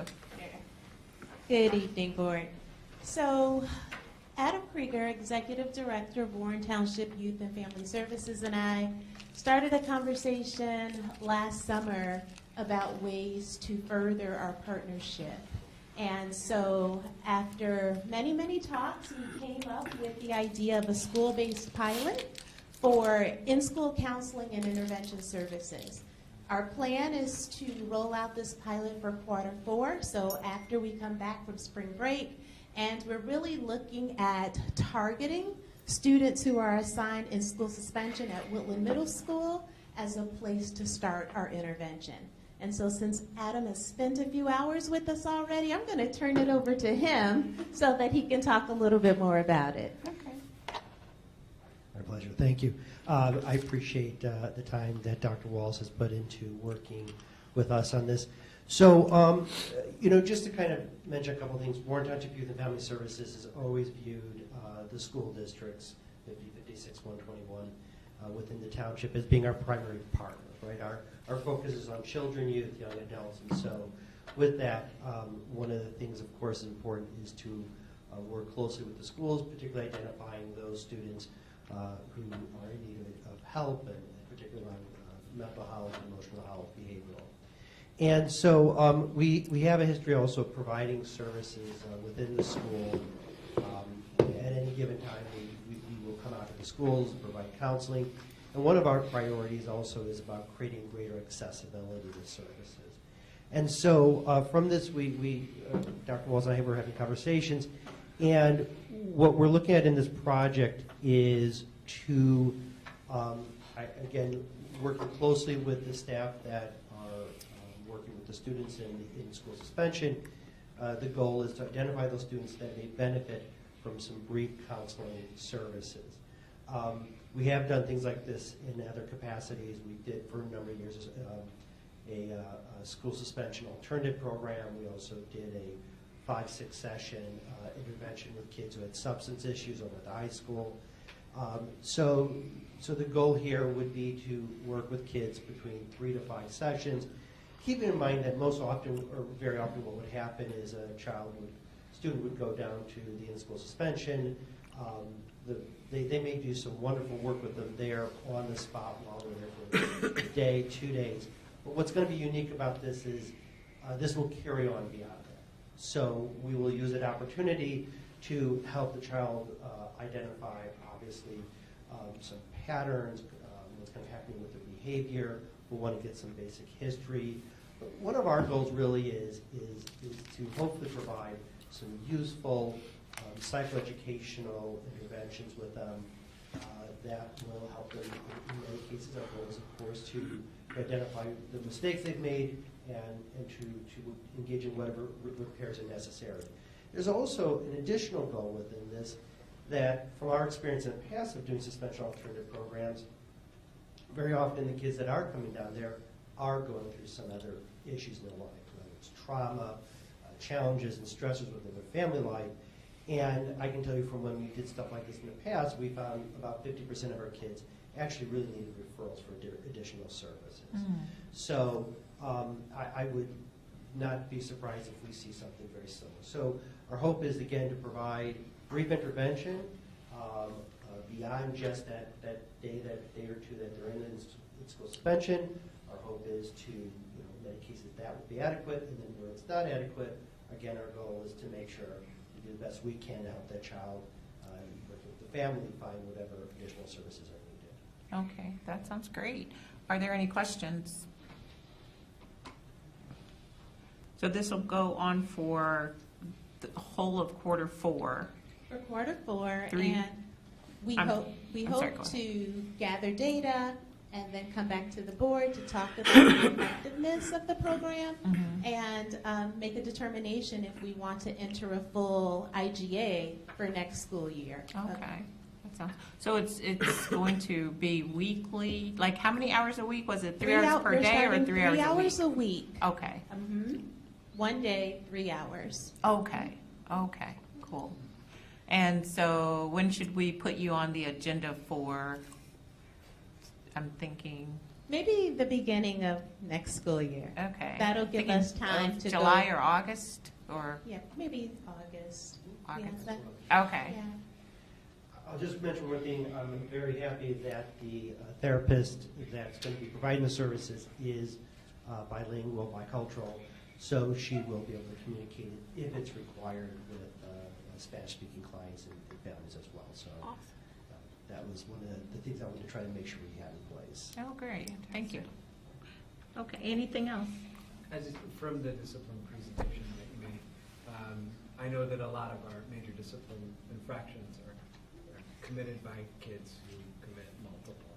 So I just think this is wonderful, trying to catch and help them and prevent that sort of like, you're spending all year in the principal's office sort of situation that so often happens, and this is just really wonderful as a way of practicing restorative justice and not just punishing kids, but also trying to help them. So it's a great partnership. Thank you very much. Yeah, thank you. Thank you for your presentation tonight. Okay. Next up, we have written information on our summer capital projects. Again, these are projects that we've discussed at previous board meetings as well, but John Fuhrer is here, as well as Chris Bobeck. Are there any questions about the summer capital projects? Anything that either of you would like to highlight tonight on those projects? Thank you for the reality one. That'd be a good project. Okay, thank you. Next up, we have written information in our packet on the district's hazardous crossings. For our review, this will come back to the board as an action item next month. Are there any questions, comments about the district's hazardous crossings? Hearing none, we'll move forward with the next presentation. It's a written report in our packet on the idea on how to restructure, so to speak, the district treasurer. Are there any questions, comments? Did I miss one? Non-public transportation. Oh, yeah, sorry about that. Before we get to the district treasurer, let's go back one to the written information in our package on the establishment of non-public transportation costs. This is, again, a annual item that we have to take care of as a board to establish non-public transportation costs for those students who attend parochial schools. And we charge them, we establish a fee for travel outside of our district. So that information is also in your package. It will come back as an action item next month. Are there any questions about the establishment of non-public transportation costs? Okay, hearing none. District treasurer, this is a new idea brought to us by Dr. Maychek. Do you want to provide any highlights to set the discussion, or? Yes, so Mr. Mongan has been the district treasurer since 1995, and there's, in terms of just the way the world works, a lot has changed, and if you look at what's in your packet, most of the districts around us have an internal treasurer, which is typically their chief school business official, and I have every confidence that Mr. Bobeck could fill this role. I think it would help us expedite a number of bills, a number of documents, and trying to go back and forth with Mr. Mongan, who's done a wonderful job for us. But I think that where we're at as a district, and with technology being what it is, I think that we could bring this program and the concept of a treasurer in-house and not skip a beat. And keep in mind, the district treasurer is actually a school board position, but we opt to outsource that? Yeah, and the board policy, it could be a school board or it can be an appointed position. It can be outsourced or it can be within the districts. Yeah. So any concerns, comments? Okay, well, it will come back again as an action item in the next board meeting. In your packet, we also have information on written information on a consolidated district plan. Again, this is an annual process that we must submit ourselves to. Are there any questions about the consolidated district plan?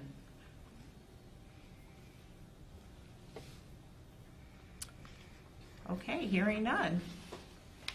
We will move forward then with revised board policies. They are also in your packet. Are there any questions or comments, suggestions for edits on the revised board policies? Our policy committee met on March 9th to review them. There weren't a lot of changes in this packet, but please let us know if you see anything that needs to be changed, as we will bring the policies forth as action items in April. I just have a quick question. Is the unused food sharing plan part of the first policy? Is that new? I think, isn't that new? Is the part of the policy new in Press Plus? Yes. Okay. That is something that's new. That's something that we're required to do. Is it new to the district? That is no. Okay. Good point. We used to Yeah. have that, I think it started in 2017 or 2018, somewhere around there. We've had food sharing or food donations tables at the school. Now, they went on hiatus during COVID, obviously because of safety requirements, but we've got them back up and running at 3 of the 4 schools right now. Middle school had never actually had a donations table, but we're working on implementing that for the first time. That's awesome. But the policy is a new policy. Policy is a new policy. That was a long-winded yes. Yeah. Okay, thank you. Any other questions about the policies in your packet? Okay, hearing none, that will come back as an action item in April. Receipt and of Freedom of Information requests. There were 2 in our packet. Any questions about those? And Chris, did you want to provide any highlights? Just real quick, I'll read them from on 222 from Bo Kim from unionbids.com. Responded today. They just wanted to know what the results were of the roof replacement bid. So we sent that out to them. On 3.2, we received from the individual making the request was Julie Dustin from DataBid. Same type of request, looking for the summer paving bid specs or bid results. That's actually due on the 31st. We have it planned to go out on the 28th of this month. Any questions about these for your request? Okay, hearing none. We'll move forward to board improvements and operations. Are there any committee announcements? No, I have one, I guess, or 2 items. One committee, EdRed, actually EdRed and ISB, so advocacy. We got a couple of requests this week to provide information, one on the status of, well, I guess there's a bill, and I forget the name of the bill. Let me look that up really fast. I apologize. That is being considered in the state legislature on funding immigrant students. So contacted Bob and Chris and Dr. Walls and asked just for a summary of how that works for us, and provided that information back in the form of a, why am I blanking? Witness In the form of a witness statement. And then the second one was the the electric vehicles. Yes, buses. Electric buses. There's a bill also downstate wanting to phase out diesel buses and asking districts our status with diesel buses and letting us know that if that bill passed, how much it would cost the district. So again, Chris provided that information. We did phase out diesel buses 6 years ago, so we don't have that. But it would still cost us upwards of, what, 2 million, 2.4 million? I think the simple math was 3 times what we currently pay, so 3.6 million, because we're at what, like 1.24 million? Yeah, it was 3 times. Yeah, and now they were going to phase out all buses that were not electric by 2035, I believe is what the bill was seeking. Yeah, so that was one. So the one request we got was to be in favor of the grant for educating immigrant students. The other request was to oppose the bill in favor of phasing out the mandatory phase out of diesel buses in favor of the electric buses over that time period because of the cost to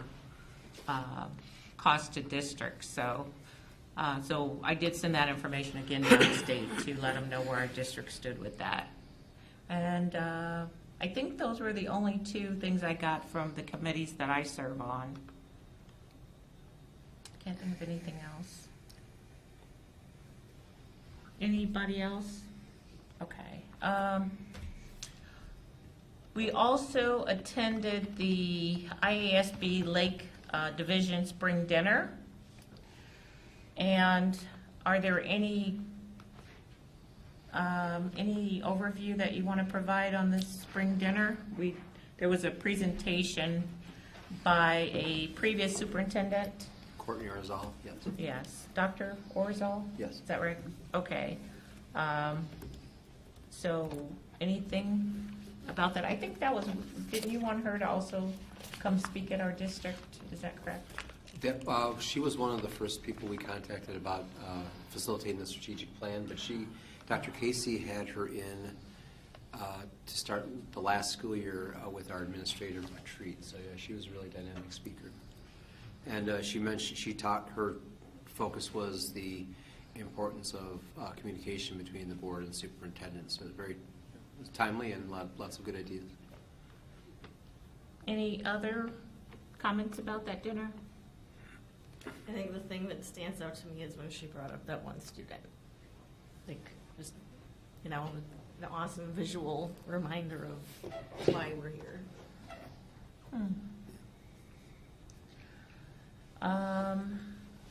And then in terms of board improvements and operations, we have the board election coming up on April 4th.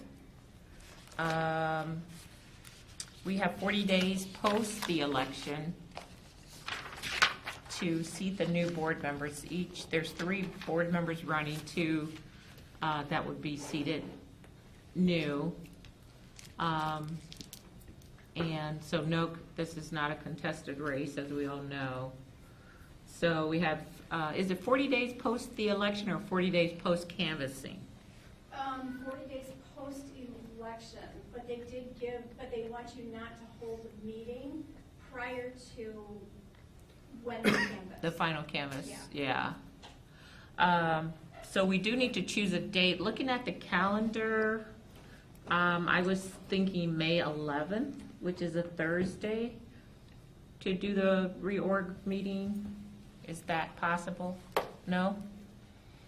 You're already shaking your head, I can't Corey? do it. I already have something that night. So we may have to work on a date. Okay. Let us know what date in May works. I can do the 10th. Because we need to get that on the calendar and also let the new board members know. So should we email those to Laura, or? Yeah, you can email Laura. I can do the 10th. Huh? I can do the 10th. You could do the 10th? 10th? I could do the 10th.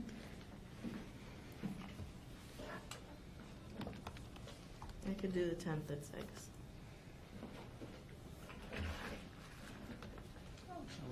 Yeah, so. Lizzie. You have to be there for that last meeting. I Lizzie. know. That's funny. I apologize. I'm looking for my work phone. I'll make it work. You'll make it work? It's the last meeting, Joe. We'll make it work. Make it work. Now, here's the problem. And Renee, are you still there? Is the 10th okay for you? Okay, let me just check my work calendar. Make sure I'm not on the road.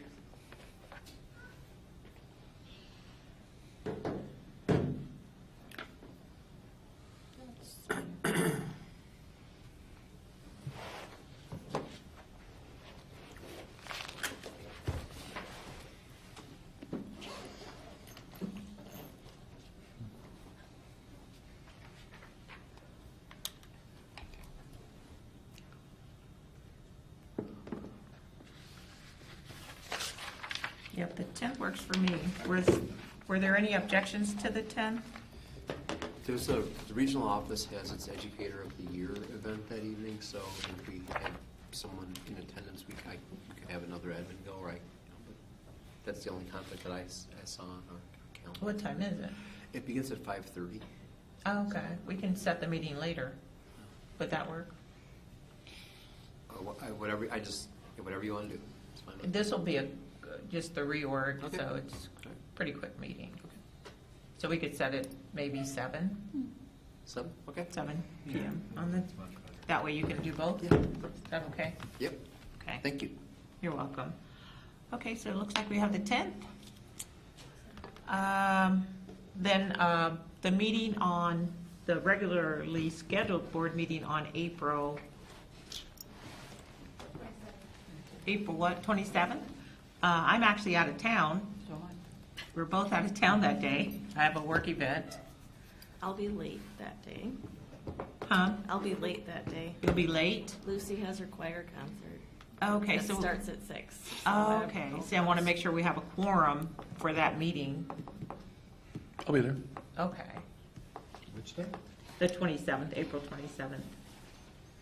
Otherwise, we may need to reschedule that. So. Any, from a fiscal responsibility aspect, what? Depends when we reschedule. The thing that we've got is just to make sure that we get the bills out. Right. And we've got the revolving account, so we can get out the utilities and we can get out the ones that we know that we can get out. But it's the other bills that we need to. Mm-hmm. So is it, when are you leaving town? 13th. Oh, okay, Through so the 29th. it wouldn't help you. I was thinking if we could do something on the 20th. I'll just cancel my Italy trip. Oh, good idea. Take us with. The 20th is also the middle school open house. Oh, okay. The 19th? I could do the 19th. I could do that.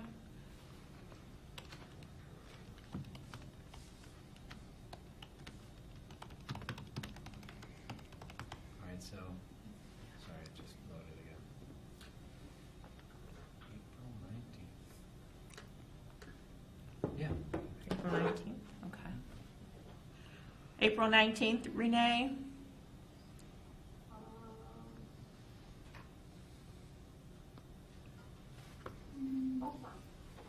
Okay, I'm checking my work calendar.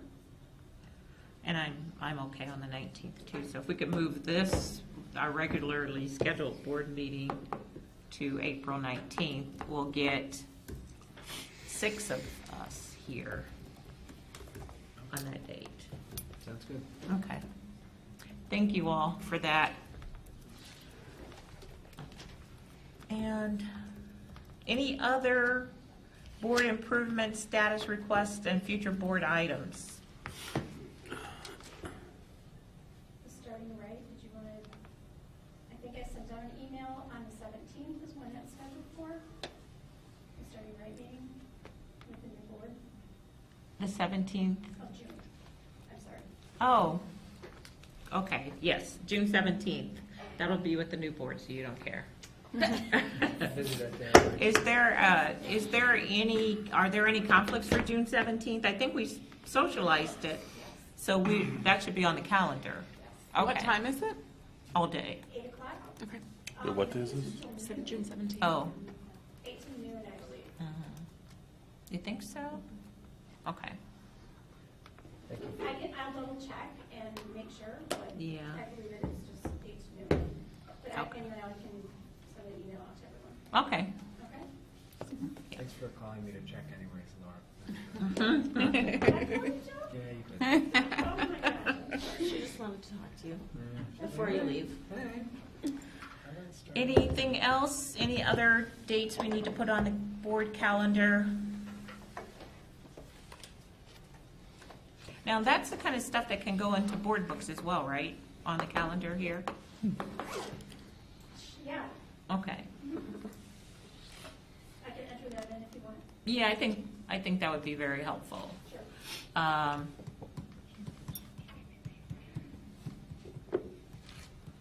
Yeah. Okay, hearing none. No other future board items or status requests. We did have a couple of correspondence to the board. Did you want to read those, Laura? The correspondence?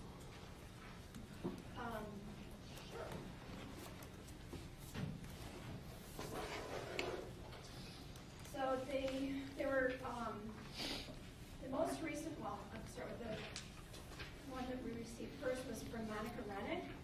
And she had asked about a student directory being published. And we had talked to our attorney and got some information on what the legalities were of that. We can go ahead and do it, but we do have to, there are certain ramifications that we, or certain outline guidelines that we have to abide by. And we did send a response back to Mrs. Rennick on the 9th of March. And so she's very happy that we're going to be able to do that. Next one was from, it was a long one.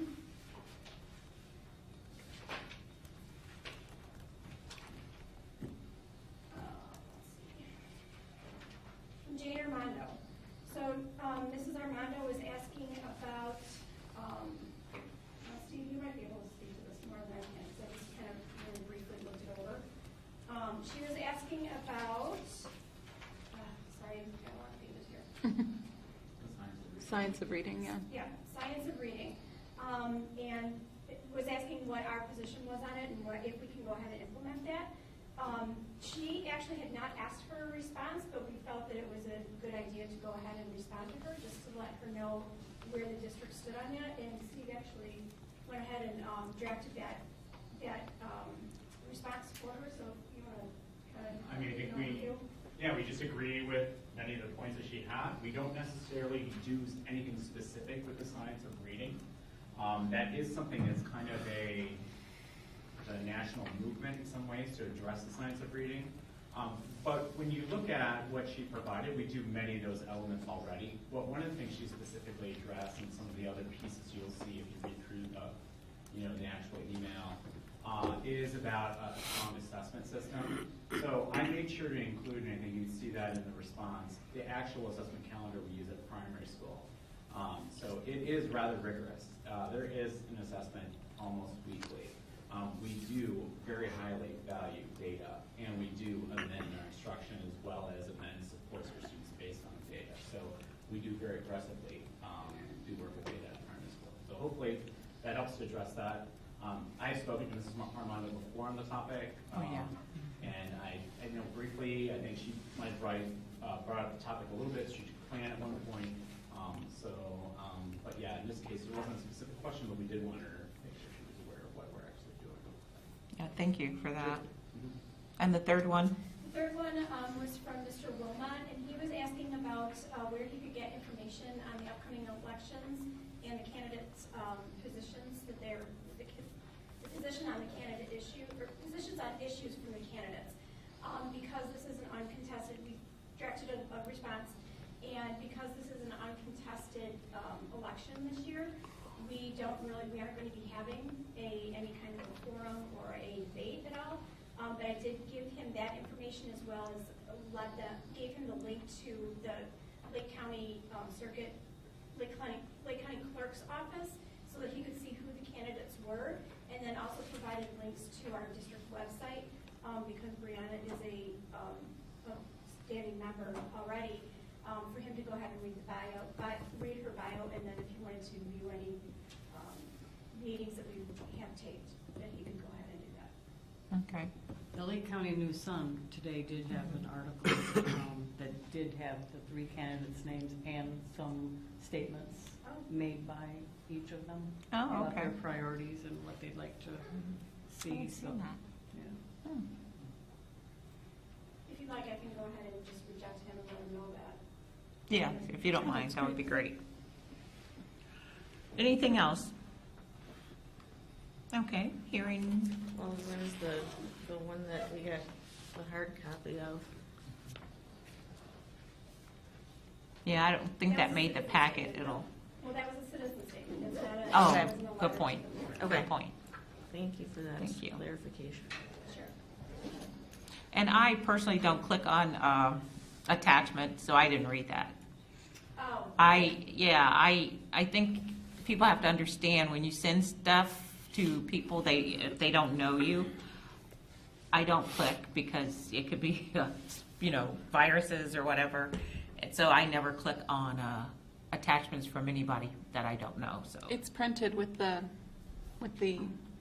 agenda for tonight, the script Yeah. for tonight. I haven't read. Obviously, I haven't had a chance to read it tonight in the agenda. Right, it just did come today. So. Right. Yeah, but I just want to make that known that I don't click on attachments. Period. If I don't know you. So I think people need to just put what they're going to say in the body of the email. Why should we take the risk? So, especially in this day and age.